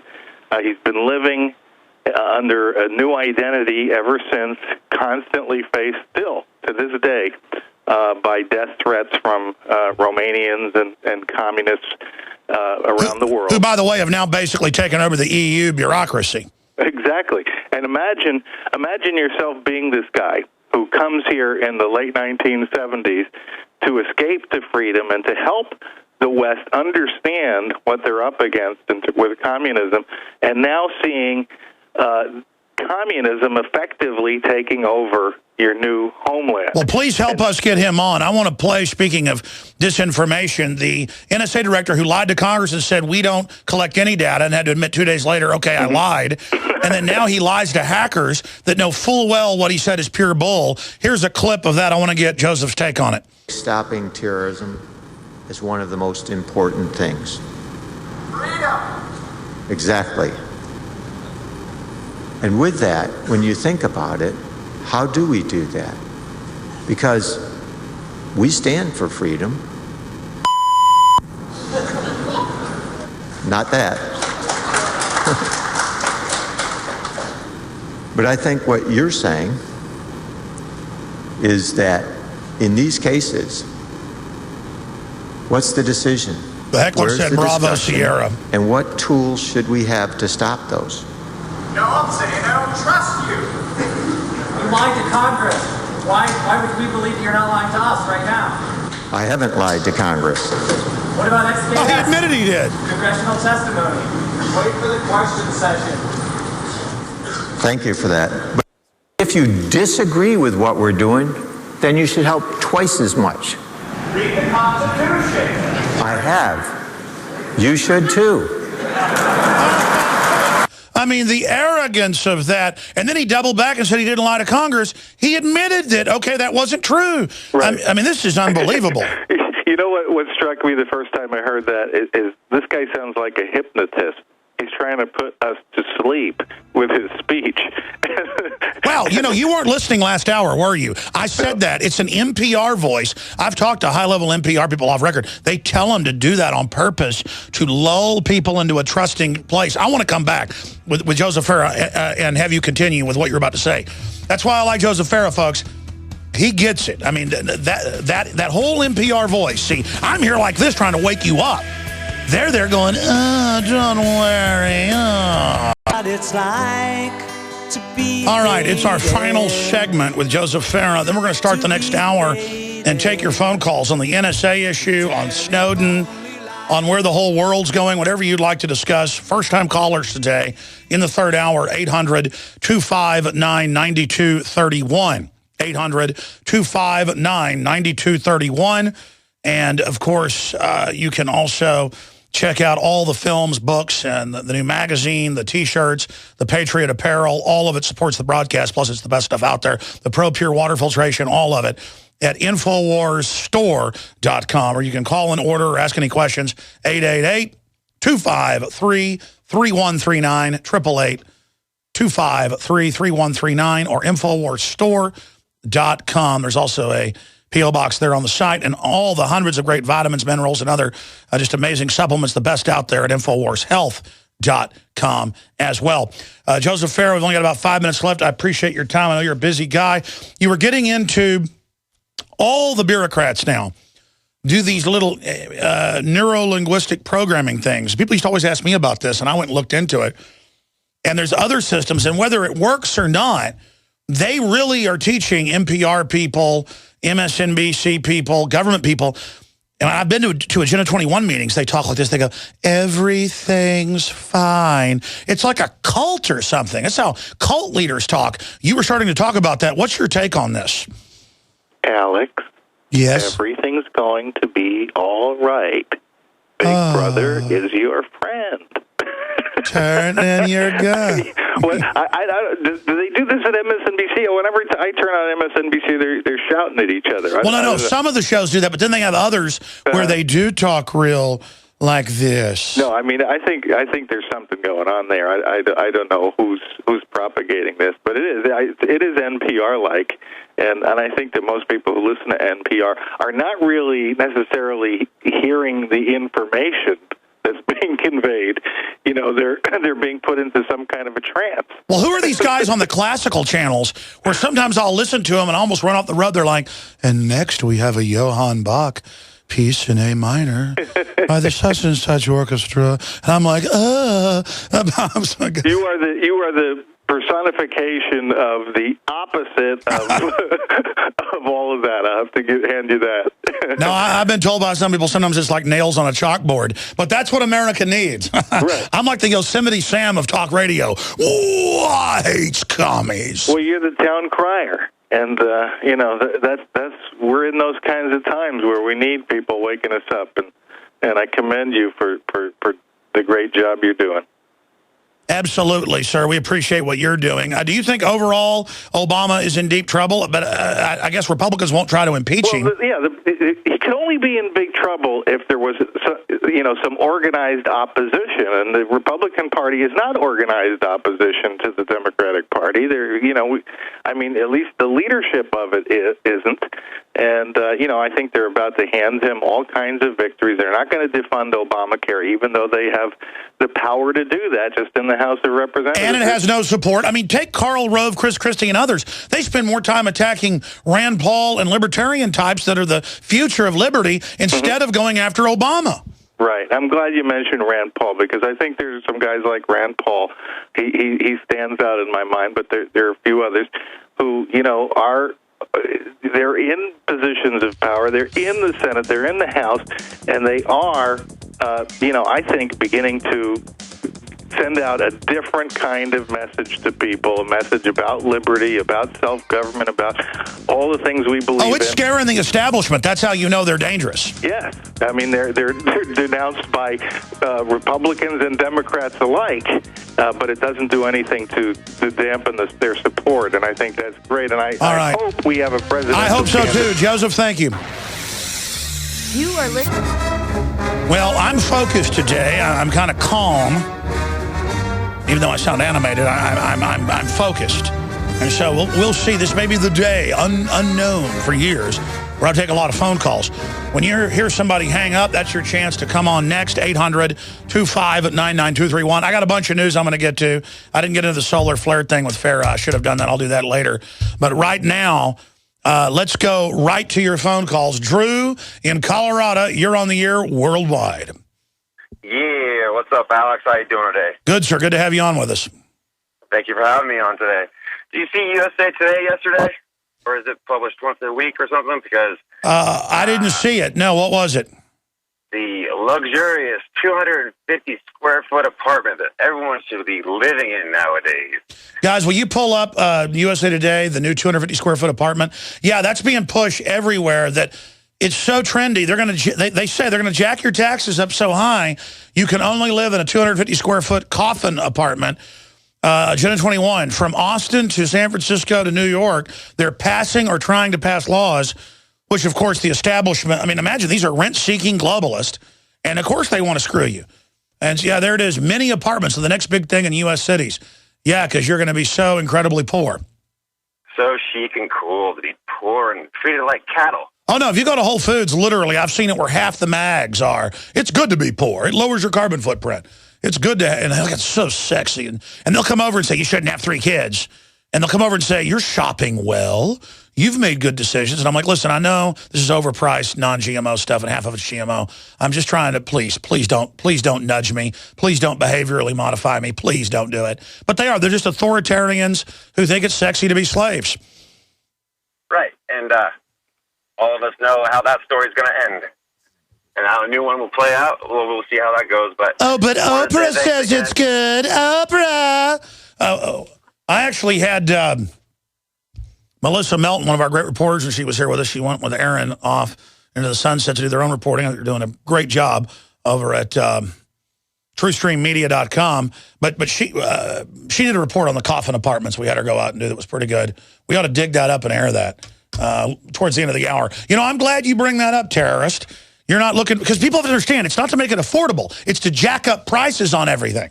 You're going to pay $10,000 a month of devalued dollars to live in a 250 square foot coffin, surveilled 24/7 by men in black uniforms, backed up by drones and robots. How's that sound? It will be easier to scan your apartment that way to see if you have contraband in this country, you know. Yeah, but now Russia's becoming freer. It's incredible. Let's go ahead and talk to Bob. Bob, you're on the air. Welcome, sir. Yeah, Alex, I just want to say, first of all, 100 years from now, there'll be a statue of you on the mall in D.C. But I'd rather just have my grandkids be able to live. But, yeah, whatever. Who knows? What I wanted to ask you about was, what do you know about Jeffrey McDonald, the Green Beret doctor who was convicted of killing his family in, I believe it was the 70s? Is that the case that woke up the FBI section chief when he found out it was a whole satanic operation? That was... Is there anything you can add to that? Because I've been trying to find out some... No, that's what woke Ted Gunderson up. He was... I think at that time, he was the head of all of Southern California, the biggest FBI division outside New York. And he didn't believe it, and he found out a satanic cult did it. It was all a setup. And now we just know that stuff's main. I got a stack of news about Satan cults and kids and government and media here today I haven't even gotten to yet. But, yeah, no, it's a big issue. Okay, thanks, Alex. Take care of yourself. Mr. Thank you. Did you want to add anything to it? I mean, No, I've just been trying to gleaning bits and pieces of the story, but there's not much out on it. I know I heard the Gunderson tape, and he had spoke to it a while back before he died. You know, it's horrible. I wish what Ted Gunderson said wasn't true, but I kept going and looking it up, and now everything he said came true. But, I mean, he exposed the CIA finders, snuff films of little kids and stuff in D.C. Nobody got in trouble. That, by the way, came out in the newspapers. I mean, and nobody got in trouble. I mean, just unbelievable. Coming up, Rand Paul strongly hints at 2016 presidential run. Massive solar flare narrowly misses Earth. EMP disaster barely avoided. Lloyd's of London is concerned. Artificial human ear grown in lab. We'll get into some science news, some important military news. U.S. to conduct joint military exercises in Egypt. You already know Snowden's been granted 1 year temporary asylum in Russia. I'll give you the latest on that we haven't gotten to yet. And we are also going to get into the new Fed chairman they're looking at, Larry Summers. I mean, there's few people you can get worse than Geithner or people like who's at Treasury or Ben Bernanke. But, I mean, Summers is one of the main authors with Clinton of getting rid of Glass-Steagall and creating the pump and dump garbage with all the derivatives. It's just unbelievable. So we're going to be looking at that. More persecution of libertarians and conservatives by the IRS. That's all coming up, and it's at Infowars.com and Prisonplanet.com, the stories we were just mentioning. Right now, let us go back to your phone calls. Bill in Iowa, you're on the air. Welcome. Hey, Alex. How you doing? Good, sir. Hey, Alex. I'm a long-time listener, and it's interesting when you say that all this news that we have, it's so distracting us from the real things that are going on. And last week you were saying that we have a chance that humanity can beat this new world order. And I disagree with that, sir. Humanity can't win. I mean, the Antichrist and his one world government, it's coming, whether we like it or not. And it's going to get so bad that Jesus has to come back and go to war against them. And this is real, sir. This is so real, and people need to understand that. And every day, I just want you to bring that up. I mean, it doesn't have to be all 3 hours, but please, we have new listeners coming in every day. I mean, this is for people's souls. And I'm praying for you every day, Alex. I appreciate what you're doing. Well, let me just quantify this for a moment, Bill. So stay there. I'm going to go back to you in a second. Number one, most people on the planet aren't Christians. Maybe 1 out of 5 is a Christian of some type, and they're all fighting with each other over what the Bible really says. You know, let's say out of 2 billion people are Christians. So maybe 2 out of 7, if you count 7 billion people and around 2 billion, say they're Christians. And most of Christianity is just turned into a big country club deal, and everybody's saying that other group's wrong, and we're in the end club. It's like a country club. I'm just here to try to preserve basic dignity and human liberty and to not beat people over the head with things.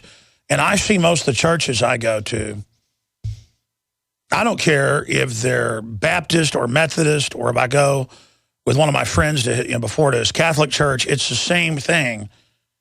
Well, don't worry about anything because the world's about to end next month. And for me, it's the ultimate cop-out.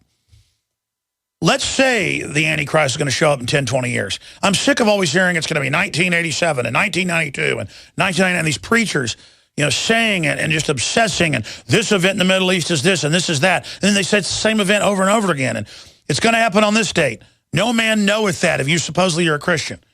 But these people will obsess over it. Christ said, don't obsess over that. It's our job regardless to go out and to help people be aware of the tyranny that's happening, and to help the innocents and the children they're going to abort, and the orphans they're using and abusing, and the GMO and the chemicals and the really bad stuff, at the fast food places. None of us are perfect, but we're all trying to get towards something better. Our world's so poisoned, it's hard to find anything that's, quote, perfect. Too much water is bad for you.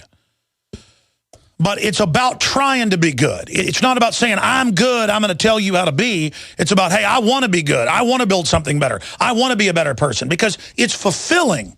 That's what's satisfying. People think they're going to become satisfied being nasty and evil and manipulating people like, I've been done wrong, so I'm going to be bad to other people. That is not the way it works.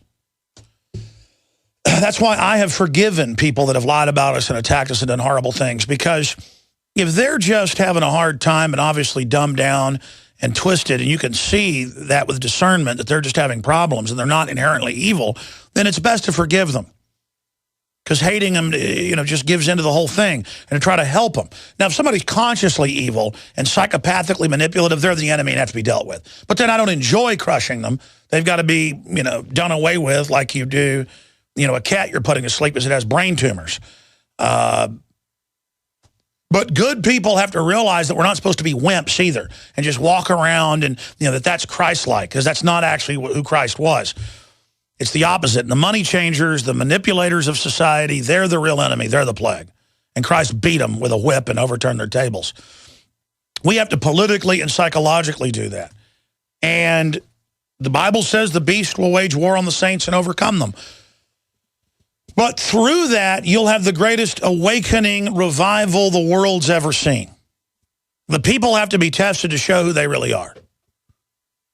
And you are not going to be raptured. The Bible does not say that until clearly after the Antichrist has been tied by the archangel and thrown into the pit. Or, I guess, thrown into his cage for a 1,000-year display. And so if anybody believed any of the Bible, whether you believe it's real or not, what the churches are preaching is not there. The dead in Christ rise, and then the living. And the Muslims interpret that everybody's just going to die. Everybody's just, when Christ comes back, everybody just dies. Like, oh, wonderful, we're all, they'll probably think when everybody's dying from bioweapons that the Christ has come, the Christ has come. Hail Bop, hail Bop. I think that's figurative there as well. And people get really obsessed. They don't care if we love justice and are against abortion. We have to agree with their pharisaical cant dealing with what the Bible really says, and I reject all of it. I just want to be a good person. I want to stand up against evil. I want to try to build people up. I don't claim to be goody or two shoes. Quite frankly, I'm a wicked devil, folks. I'm a black devil. You want to know who Alex Jones is? I am a reprieved person trying not to backslide. And by devil, I mean I can see and think all the things the New World Order does. I am inherently super wicked, ladies and gentlemen. But my good side is even bigger than that, and that's what I choose. And every day I get closer and more Christ-like by increments. I'm still, a flaming devil, ladies and gentlemen. The real deal. And that's how I know the enemy. I can look right at them and see what they are. I don't even run into many devils that are as evil as I am. Because if you've thought it, you've done it, folks. And I can understand evil. I know the mystery of good and evil. Like I just took a bite right out of that fruit, okay? I mean, I got it. And that's why I know who the enemy is, and I don't want any part of it. It's really bad. But just knowing it is a sin. Because to know it is to be in communion with it. It's the knowledge of good and evil, ladies and gentlemen. The ancients, before they fell, had the knowledge of good and were innocent. They were aggressive, they hunted, they did whatever, but they didn't have the knowledge of sin, the technology. The Bible says in the end times, the wicked will run about like mad beasts, inventing new sins, new evils. Think of there are new things under the sun being invented. And that's where I stand on that. I know the way GMO and everything's going, the things described in Revelation, boy, if it's even real, they had a time machine. Insect-looking craft dropping things out that make pillars of fire the size of mountains, nuclear war, plagues killing a third of the world's surface, the ocean dying.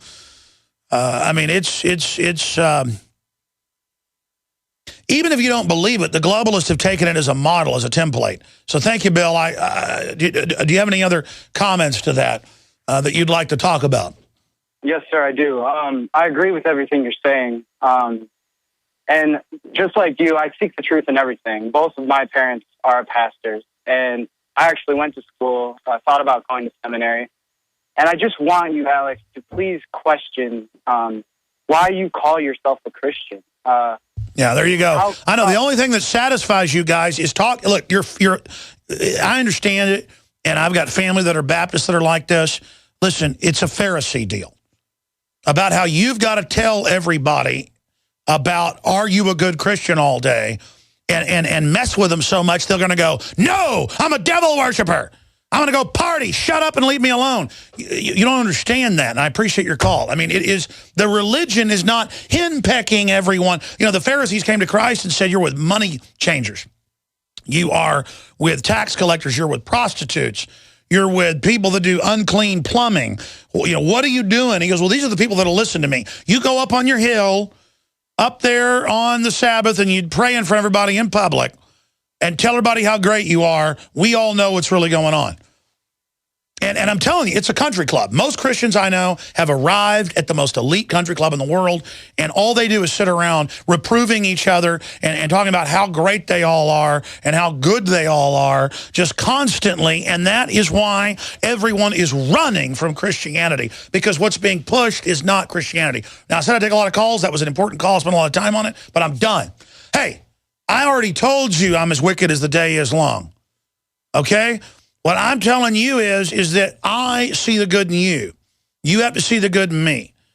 And it's not like some hallucination where everything's so evil, you can't do anything but just like, I see these Christians, they just shuffle around with their hands out and they go, like NPR slaves or something. And they just shuffle around and worship their preacher, and he's God while he's got, a mistress and, all the stuff out the back. It's just all a bunch of bull, man. I mean, I just do not need to hear it anymore. Okay, you want to hear less Christianity on the show? Have more calls like that. I mean, I'm not here to be part of your club. I'm not here to show you that I'm contrite to you, because you are not God. God knows my heart. That's who I've got a relationship with. I don't need churches. I don't need to pray up on the hilltop in front of everybody. We'll be back. Stay with me. Introducing Pro One. All of your filter. Let me tell you why I don't like the big mega churches, even if their preachers preach a pretty good sermon. Because I go to a lot of different churches in town. And, I mean, they should be telling their congregation of like 5,000 people, now let's all go March Monday down to the abortion clinic. Or let's take turns, marching around it like Gideon until, see how many babies we can save. I mean, no. It's all just, oh, no, we don't do that. That violates 501c3. No, it doesn't. Besides, you're not supposed to be a charity. You're a church. First Amendment. These preachers don't know anything. Or they just want to sell out to the system. Just don't get me started. Just do not get me started.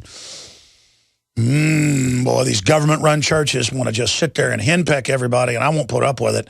Let's go ahead and talk to, let's take a call from Italy. I didn't see that. I'd have gone to them earlier. Dylan in Italy, I heard you're calling in about the pressure cooker article, where if you search for pressure cookers or backpacks, you get a police visit now via Google. Talk about NSA. Go ahead. Absolutely. I'd just like to know, what in the hell is a quinoa? Say that again. What in the what is a what? What in the hell is a quinoa? I don't know. Are you really calling from Italy? I am. I am. I appreciate your call, Dylan. I'm having trouble with your audio, understanding exactly what you're saying. Thank you. Ray in Texas. Ray, you're on the air. Go ahead.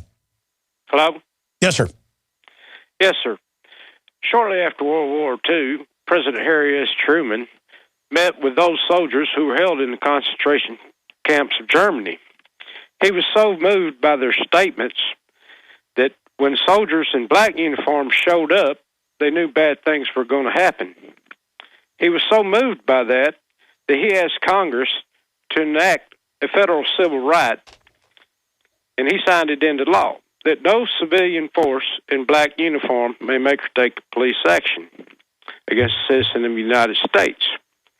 So no U.S. citizen shall ever be reminded of the atrocities committed against U.S. forces, and so no U.S. citizen shall ever feel they're being controlled by a totalitarian force. Sure. I'd actually read about that before. What was the name of that? What was the name of that law they tried to pass? Well, he signed it into federal law. What was it? I've only heard of it once before. So no civilian shall ever be reminded of the atrocities committed against U.S. forces at the hands of the SS, and so no. Well, sure. Historically, a black uniform is like the executioner too. And every time I talk about black uniforms, people say, "Well, why are you wearing a black shirt today?" Well, I guess because I'm a little bit overweight. It makes me look smaller. But no, I'm actually losing weight again, so not too much. But probably a third of my shirts are black. It's not bad if you're wearing a black shirt. It's that when the police historically are wearing black uniforms, whether it's Mexico or Nazi Germany or Soviet Russia. In Soviet Russia, the secret police wore black uniforms. And it's done to intimidate. And then when they wear masks, they've had police chiefs come out and admit they wear those to intimidate people. Go ahead. Yes, sir. And it's a federal civil right that no civilian force in black uniform may make or take a police action against a citizen of the United States. Now, sir, what's the name of the law? I want to look that up. Well, I have looked and looked. I read it in a federal Miranda rights handbook in 2007. It's a green paperback federal Miranda rights handbook, and I've tried to find that book. Guys, that'll be on Scrib. Look up federal Miranda rights handbook, and then you can flip through it online. Let's see if that's in there. You can also control R, even those scans, and down to black uniform, or search uniform in the is it the glossary, or would it be the? I can't even remember. Very interesting, sir. Anything else you'd like to add?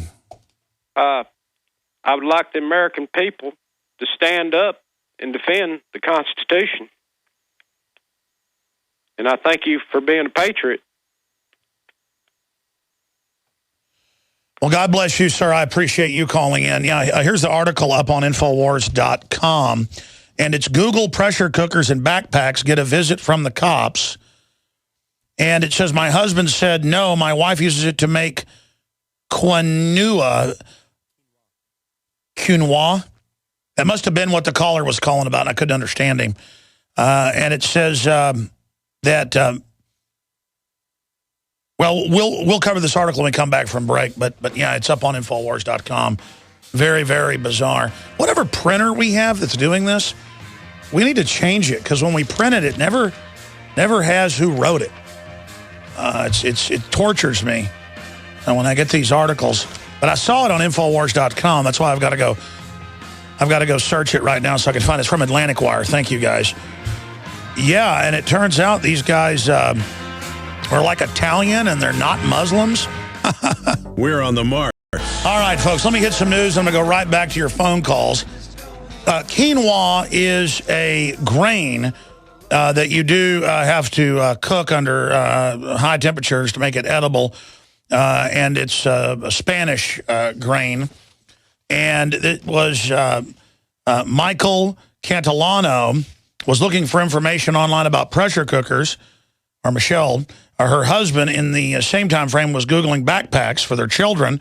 Wednesday morning, 6 men from the Joint Terrorism Task Force showed up at their house to see if they were terrorists, with big shields, armored vehicle, the combat outfits. And, of course, they had the trendy little, chick there to help with the children in case they needed to be taken, which prompts the question, how'd the government know what they were Googling? And it goes on to say they admitted, basically, that it's all run through the NSA database. And that just goes to what Snowden was saying. And, folks, they probably are going to do a few of these now to make you think they're using it to go after terrorists. Ladies and gentlemen, it's used to steal economic data and be able to fix markets on record. That's the main use, to target political enemies, to target the press, to target whistleblowers that know about corruption. I've told you that for over a decade with experts like the former producer of Nightline, James Bamford, that wrote Body of Secrets back in 2001 on it, and countless others that we've had on. I mean, this is known. This has been in EU commissions, congressional commissions. So when General Alexander gets up there and says, we don't record or stave anything, the Congress is like, excuse us? Because it's come out again today that Congress funded it, was all briefed, and knows full well the crime they've committed. Just like last week they voted to continue warrantless spying. Just like a court ruled 2 days ago, they can spy on you without a warrant now. And they're like, oh, you didn't hear? The Fourth Amendment means we don't get a warrant. You're like, oh, okay. It's all part of just the complete over-the-top nature of all of this. And it really, really makes me want to throw up. And they asked him, why are you getting a pressure cooker? Why were you searching for a pressure cooker? And he said, well, my wife got it to cook. And then the officer went on to say, what in the hell, that's why the caller was saying and how rude that is, what in the hell is quinoa? Man, I tell you, I mean, this is the type of stuff you deal with where a bunch of armed people show up, knock down your door, you come out with your kids, and it's all part of the delusion that there's these terrorists everywhere. The real al-Qaeda terrorists were always run by our government, which is a criminal offshore bank that, of course, wants to use the threat to take our liberty. And it's totally disgusting. The article from the Atlantic Wire is up on Infowars.com right now if you want to see it. Now let's shift gears into that area. Snowden granted 1-year asylum in Russia while they consider permanent asylum. And by the way, Russia spies on their people too. It's come out that they've got snooper systems that grab all the cell phone data out of the air and track you. That's because their telecommunications companies don't have it put in at the site. They just grab it out of the air the old-fashioned way. Here, it's all wired directly in. The telephone company is the NSA. Even small companies have blown the whistle going, oh, yeah, they came in and made us. And small companies don't have lobbyists. So they don't get paid to put the grid in and make money. They didn't write the law. The little companies, I'm talking 10, 15 employees, this has come out, they've got to put in, say, $100,000 of equipment because the feds showed up and threatened them We need to be able to pick up everything your people are doing on their email servers. This is the type of stuff that goes on. And then they get up in line and go, we're not listening to nothing you do. Oh. Let's continue here. Snowden's father calls out Obama on Nuremberg crimes, a very powerful letter that went public yesterday. Kurt Nimmo wrote about it. It's up on Infowars.com, pointing out he had a right and a duty to expose the crimes. Not just a right, he had a duty to not be complicit in them, absolutely. And that's why they're worried about their own people not being part of this criminal takeover. Here's another one. NSA spying directly harms internet company Silicon Valley, California, and the future of the entire U.S. economy.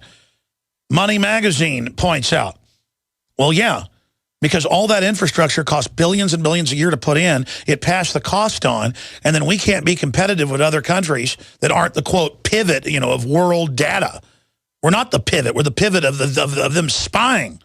It's so overdone, the face scanning cameras, the license plate reading systems, all of it. And then it goes into how it violates all these other laws, and people don't want to do business here now because they know when you do something on anything hooked into the U.S. or European data banks, it's all stolen. Just incredible. Here's another one. Declassified memo confirms Dragnet phone surveillance program was no secret from Congress. Yeah, they would do one fake warrant and then get, 16 million phones tapped. Or they do one warrant and get 95+ million, emails, just on and on and on. And that's when they wanted to use something that was in it. It's like the FBI goes, we've launched 10 drones the last year in America. It's true.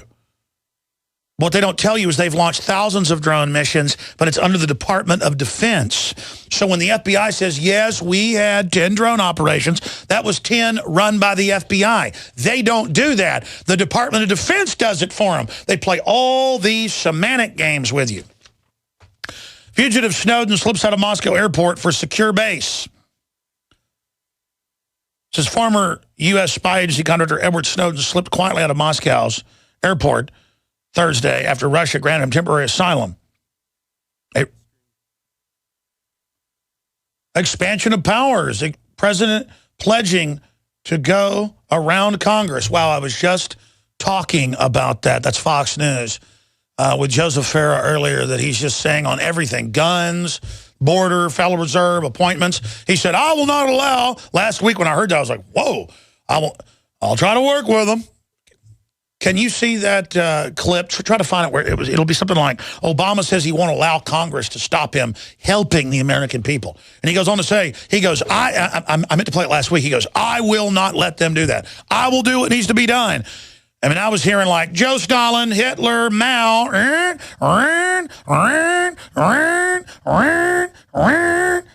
danger, Will Robinson, danger, hull breach. I mean, oh yeah, they're now announcing it. Oh, goody, goody gumdrops. He's now pledging to go around Congress and do whatever he wants. I mean, they're like, yeah, we're spying on you. Yeah, we'll kill you if we want. Yeah, we'll arrest reporters. Yeah, we'll take your pension funds. Yeah, we'll do Obamacare even if they repeal it. We'll do whatever we want. And it's like, and you're like, hey, I got Homeland Security. And we're blackmailing Congress. We got the NSA. And then they send out that creepy General Alexander to talk to the Black Hat Hackers group in Vegas and go, hi, I'm Janet Napolitano, Homeland Security. Very same voice, NPR hypnotism. And then people are like, what about the Constitution? What about you lying to Congress? We need freedom. This is freedom. Assimilate into the Borg. Just go to sleep. Here's your pod. When you wake up, you'll be one of us. I mean, it is just, folks, I mean, we're living in crazy times is all I can say. And notice there's articles every day about how I'm a bigger kook. Like, yeah, I bet Alex Jones thinks he's real cool since everything he said's coming out. Look at this clip of him goofing off a little bit.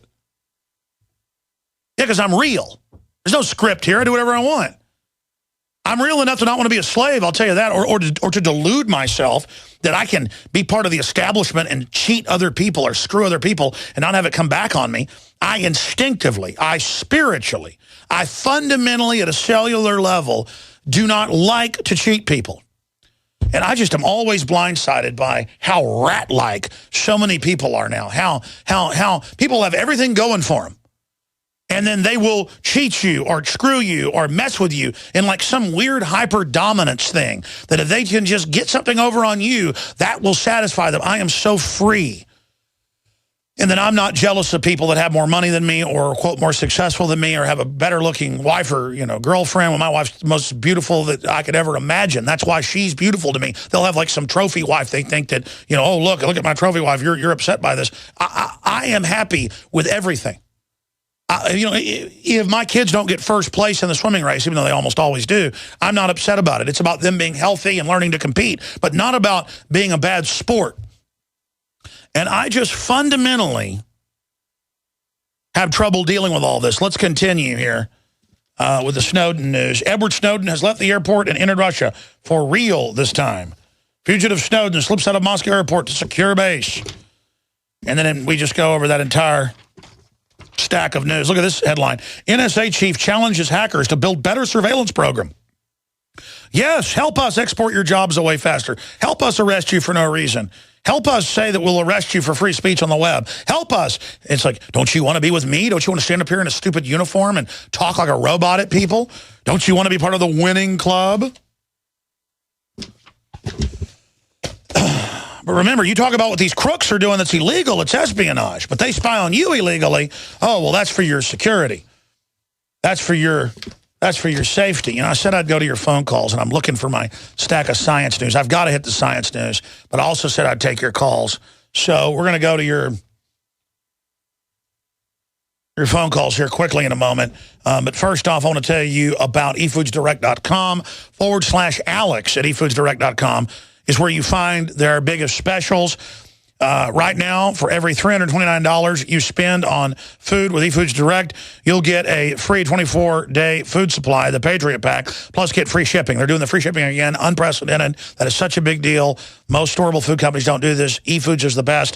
This is a huge savings. If you've ever thought about having your own food supply, now's the time. Limit 10 per order, ladies and gentlemen.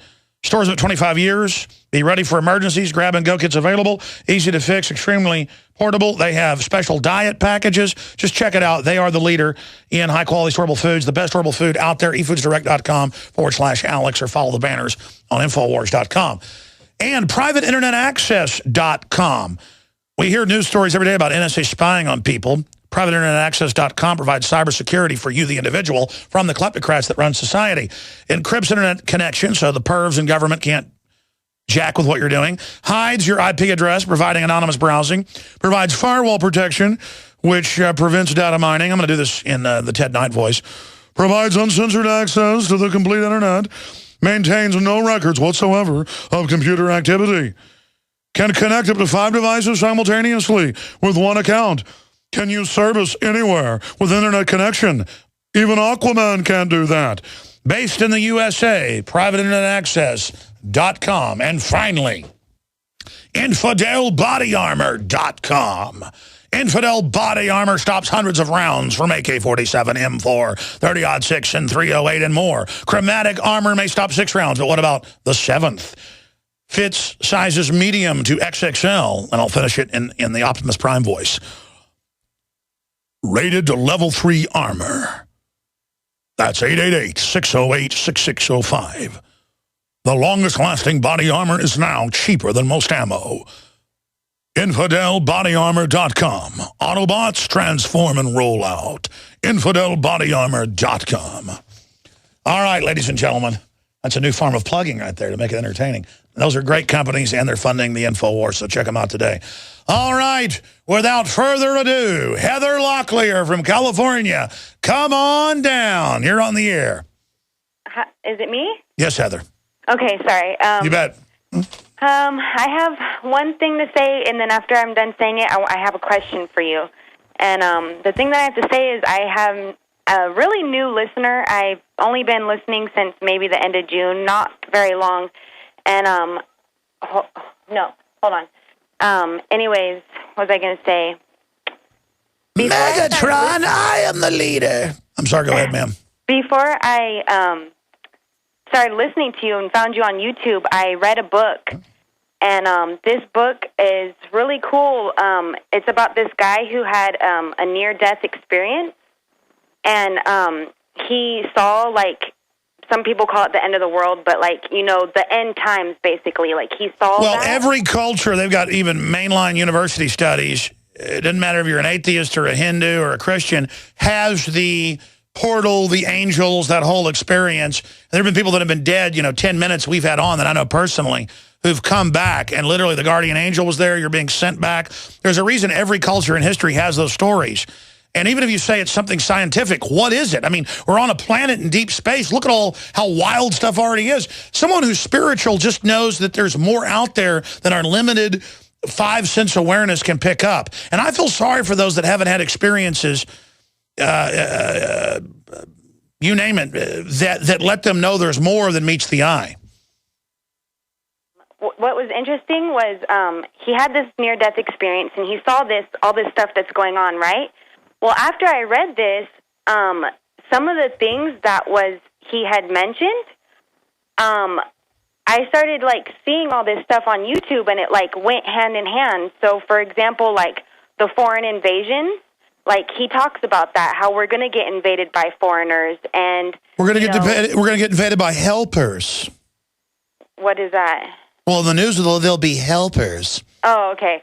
Well, anyways, it talks about the invasion of foreigners, and then it talks about, it's so crazy because when I read the book, I didn't really understand what it meant until I started finding out about chemtrails, and I was like, oh my gosh, because like in the book, it's talking about how we're going to get poisoned, and how it's going to be little microscopic white like flakes, like you can't see them with your eyes. But they're going to be vitamins sprayed by the helicopters? Right, but when I read that, I was just like, okay, well, that's crazy. But then when I started... Well, look, you're just going to go to sleep. The government's there to help you, ma'am. I hear you. Send me some info on an email. God bless you. Good to hear from you. Let's jam in Mario in Finland. Mario, you're on the air worldwide, sir. Hello. Hello, Mario. Alex, we have taken like 8 months to reach you. Well, it sounds like you've reached us from a trillion miles away, sir. Go ahead. It is a trillion miles away because we have been cut off. 8 months ago, 3 times we were cut off, and this time we were cut off 3 times. Yeah, it sounds like a job for Mario. Mario, so what's your point, sir? Go ahead. The point is that we wanted to reach out to you, Alex, all the way from Finland. I tell you what, I want to hear from you. After months of trying, we're going to come back to you, Mario. Even if it's a bad phone, it sounds like Cylon Raiders attack, Cylon Raiders attack. We'll be right back on the other side of this quick break. Infowars.com is the enemy. You will be collectivized into the Borg. Take your shots. Go to sleep. Al Gore loves you. All right, let's go ahead. Let's go back to Mario in Finland, who sounds like he's talking to us from planet Cylon over the Deep Space Distran communicator. Sir, go ahead and make your point. You're on the air. It's good to have you from Finland. I'm here, Alex. Can you hear me? I can't hear you. Now I know what it is. You're overdriving your microphone. Go ahead. Fabulous. Alex, actually, about 7 months ago, we tried you by mobile phone, and we got cut off about 3 times. And again today, we got cut off about 3 times. Well, you're on the air, sir. Tell us the great transmission. We await your revelation. Incredible. I'm so pleased to be able to give you the revelation. Actually, we gave an entry to the Alex Jones competition, and we were very pleased that you did this. You know, it was an incredible thing what you put out to the world. Well, thank you, sir. Tell us about your entry. It was actually Occupy U.S. Highways. And our whole idea was to give solutions. I mean, I think there were a lot of entries out there, but they didn't really provide solutions to the people. And our whole idea is to go around the United States for 6 weeks. We stop in every state, every city. We interview people. I saw your entry. It's really good. Did it make the final 200 or so? Cool. No, I mean, did it? I mean, have you seen it on the Paul Revere site? Actually, we visited there, but for some reason, there were like the top 150 that showed up. and the other 450 were missing. Well, we're So going to be I was- cycling. We're going to be cycling more of the films through the Paul Revere site in the next few months. We're going to promote everybody. But yeah, no, I saw it. We're going to make sure it gets back up there. Let's put it on screen for folks that are watching on television right now, so they can get the actual name of it. Occupy U.S. Highways, Operation Paul Revere. And go ahead and skip forward in the film. This is kind of the intro right here. Yeah, no, I saw what you did. Great job. What else is on your mind, sir? Sorry? What else is on your mind from Sideline? Well, I've been following you for, over 10 years now, and I really think you're spot on with everything. And I just want to say I like your Uncle Sam. That's really awesome. That was just a crazy, step out. We got a lot of ideas, but the problem is that we didn't have the finances behind it. And we'd like to go around the states for 6 weeks, every state. We're going to buy a couple of RVs and travel around. And we would really love if InfoWars could somehow become a part of that. Because I want to... Sir, I would love to work with people. And for radio listeners, they have Uncle Sam on the screen in the footage. It sounds somehow like bad to say I like your Uncle Sam. All right, listen, I appreciate your call, sir. Good to hear from you from Cylon. Boy, I tell you, I want to continue with calls, so we'll do a little bit of overdrive. Amber, Aaron, and others. I haven't gotten to the science news yet today. I mean, massive solar flare narrowly misses Earth. EMP disaster barely avoided. Now Lloyd's of London warns of EMP. Artificial human ear grown in lab. Harvard has humans controlling animals with their brains. Radio Network. And now, live from Austin, Texas, Alex Jones. Hi. President Obama cares about the people. We're not violating your rights. Come on into the water. It's warm. That's not a boiling pot or anything. New World Order cares a lot about you. I could actually try to communicate, have my outreach to like NPR listeners, those types that are under a trance. You heard Joseph Farah earlier point out that the NSA director, when he was countering black hat hackers at an event trying to recruit them, he's like, no, we don't violate Constitution. It's free. And they go, we want freedom. It's freedom when we do. We don't spy on anybody. We don't lie either. And I guess that only works on the public that's already been put in a medical trance. It's on record. A lot of the public is like sleepwalking from the flicker rate in the TV, and it's all, yeah, the vaccines have never hurt anybody. It's a conspiracy theory. Let's play a clip of the general again. Here it is. Stopping terrorism is one of the most important things. One of the most important. Exactly. They go, freedom. Exactly. And with that, we are here from your... It's almost like... How do we do that? How do we? Because we have come to your planet for freedom. To stick our hands down your pants. Not that. We have come to your planet. We are control freaks. But I think what you're saying... It was like the Love Boat captain in that outfit. I mean, what the hell? The guy's a complete criminal. What's the Captain Scooby. Get out of my life, you scumbag rat. What tools should we have? The counter to you is the war grill.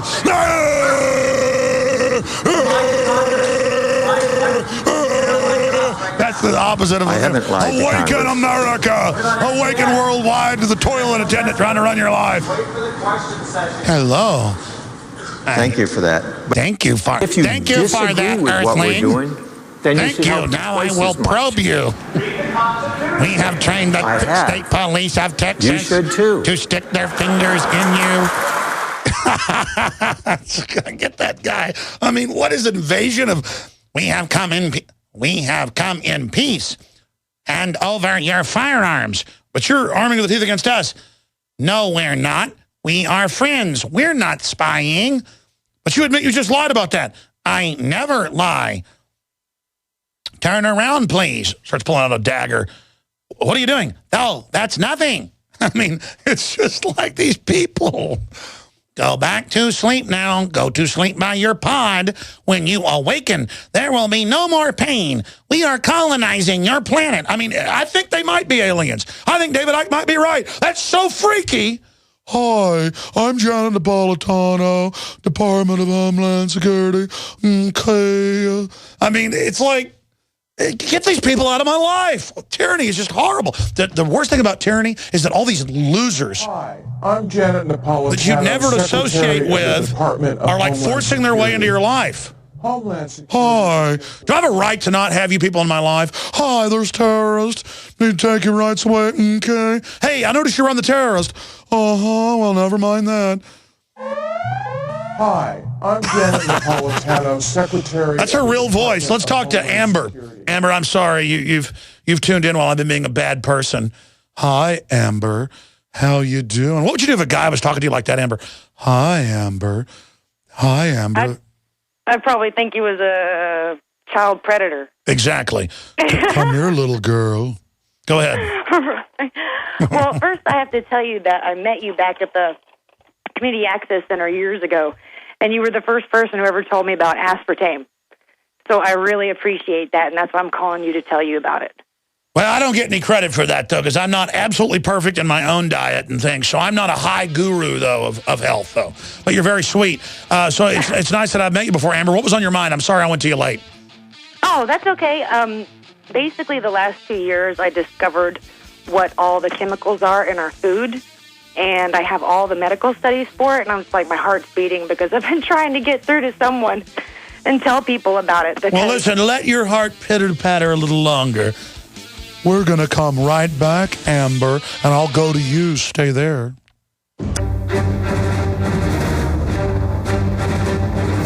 Big Brother, mainstream media, Hi. Government cover-ups. Janet Napolitano. You want answers?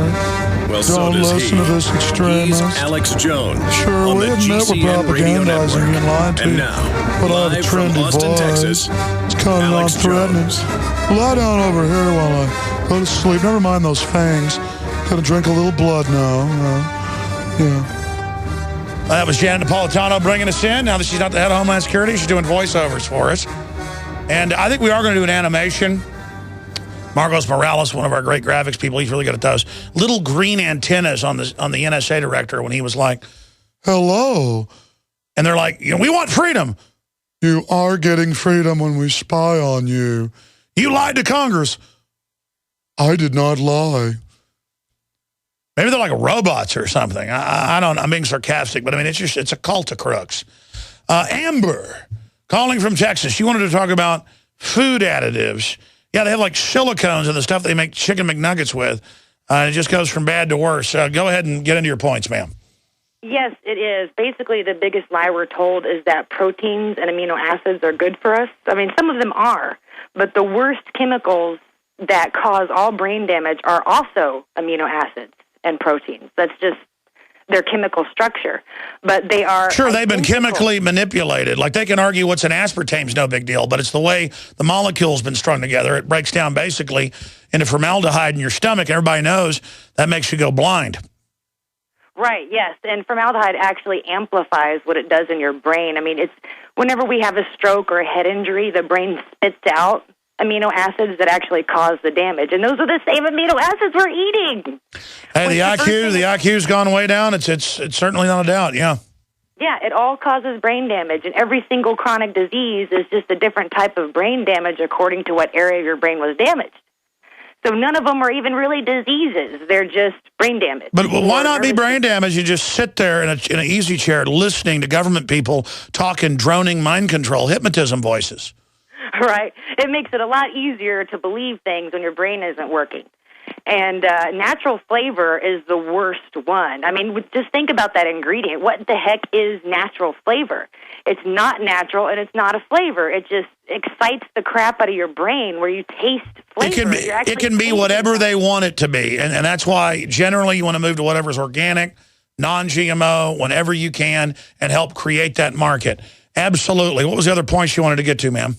And the other thing is those same chemicals are the same ones that are in vaccines. So we're all looking for different chemicals, but it's all the same one. Oh, next you're going to say vaccines aren't good for us? Yeah, I know. And I have studies that I guarantee no one's ever seen because this is information control at its finest. I mean, if you want to know medical facts, you can't see them because they're in medical journals that only hospitals and universities get to see. Well, a lot of those medical journals are online, but you got to pay for the full ones. but then people do reports on those with subsections. You should start a website or do a YouTube channel. You may have already been doing that, showing this stuff to people, and you won't reach probably millions of people, but you'll reach thousands. And then if millions of people do what you're doing, we'll reach hundreds of millions. So, I mean, regardless, have you gotten this info out to the people? I have to admit I'm a little weirded out because this is the exact proof that could take down pharmaceutical corporations and Monsanto, and I'm like, I don't want to get killed. And actually, this stuff, listen, I appreciate your call, ma'am. Everybody wants to call my show, though, with all the breaking news and info, which is great. We have millions of listeners, and we're having an effect, but we're only one small part of it. I need everybody else to go out there. I mean, if you know something's going on, and you have medical journal stuff, because it's all out there, people are then afraid to go talk about it and show it because somebody might come after you. They're already coming after us. I mean, if they're not, and I'm not mad at you, it's just that, people want to call here like it's safe to say it here, but you don't want to be public.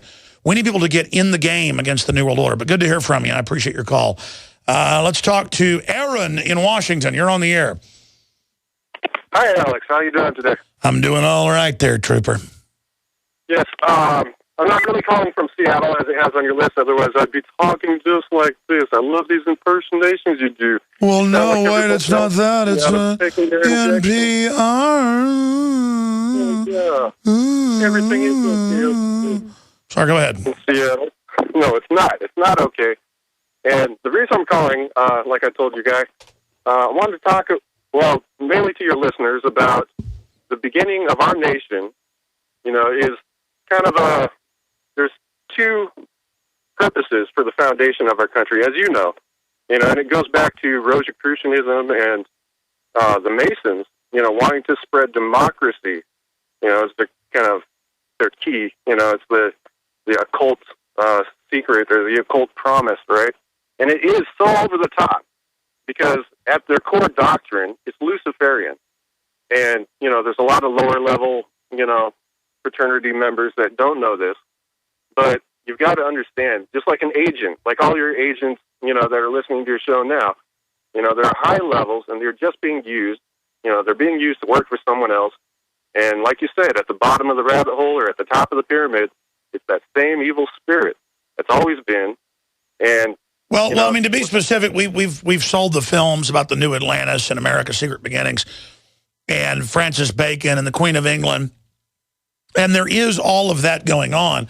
But then other things happen. George Washington spoke out against the Illuminati. He was a Mason, but he was a great guy. And they had a real goal of freedom and empowering humanity. And so it's really competing organizations, even within what you'd call the Masons. People say, oh, the Masons are all evil. Well, no, but at the higher levels of it, there are the secret adepts and basically an Illuminati version or a Merovingian version where they do teach that, basically Jesus and Lucifer are one, two sides of the same coin. But that's not really what the even more ancient Masons taught. There were a bunch of mystery schools of farming and metallurgy and architecture. And you had to go through a bunch of initiations and be from the right family to even be in those. And so it was ancient times. It was pre-Christian. So you also had occultic stuff in there, which just means hidden. And so it means the hidden world. You just don't give everybody the knowledge and the data. What I'm doing is trying to reverse engineer all this and get people thinking about it to truly empower humanity so that they can't use secretness to only illuminate themselves. Because if they were really illuminated, they would want to empower everybody, not just empower themselves to then dumb everybody else down. That's the opposite of illuminating.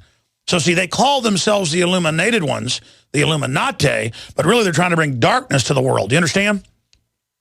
Oh, yeah, absolutely.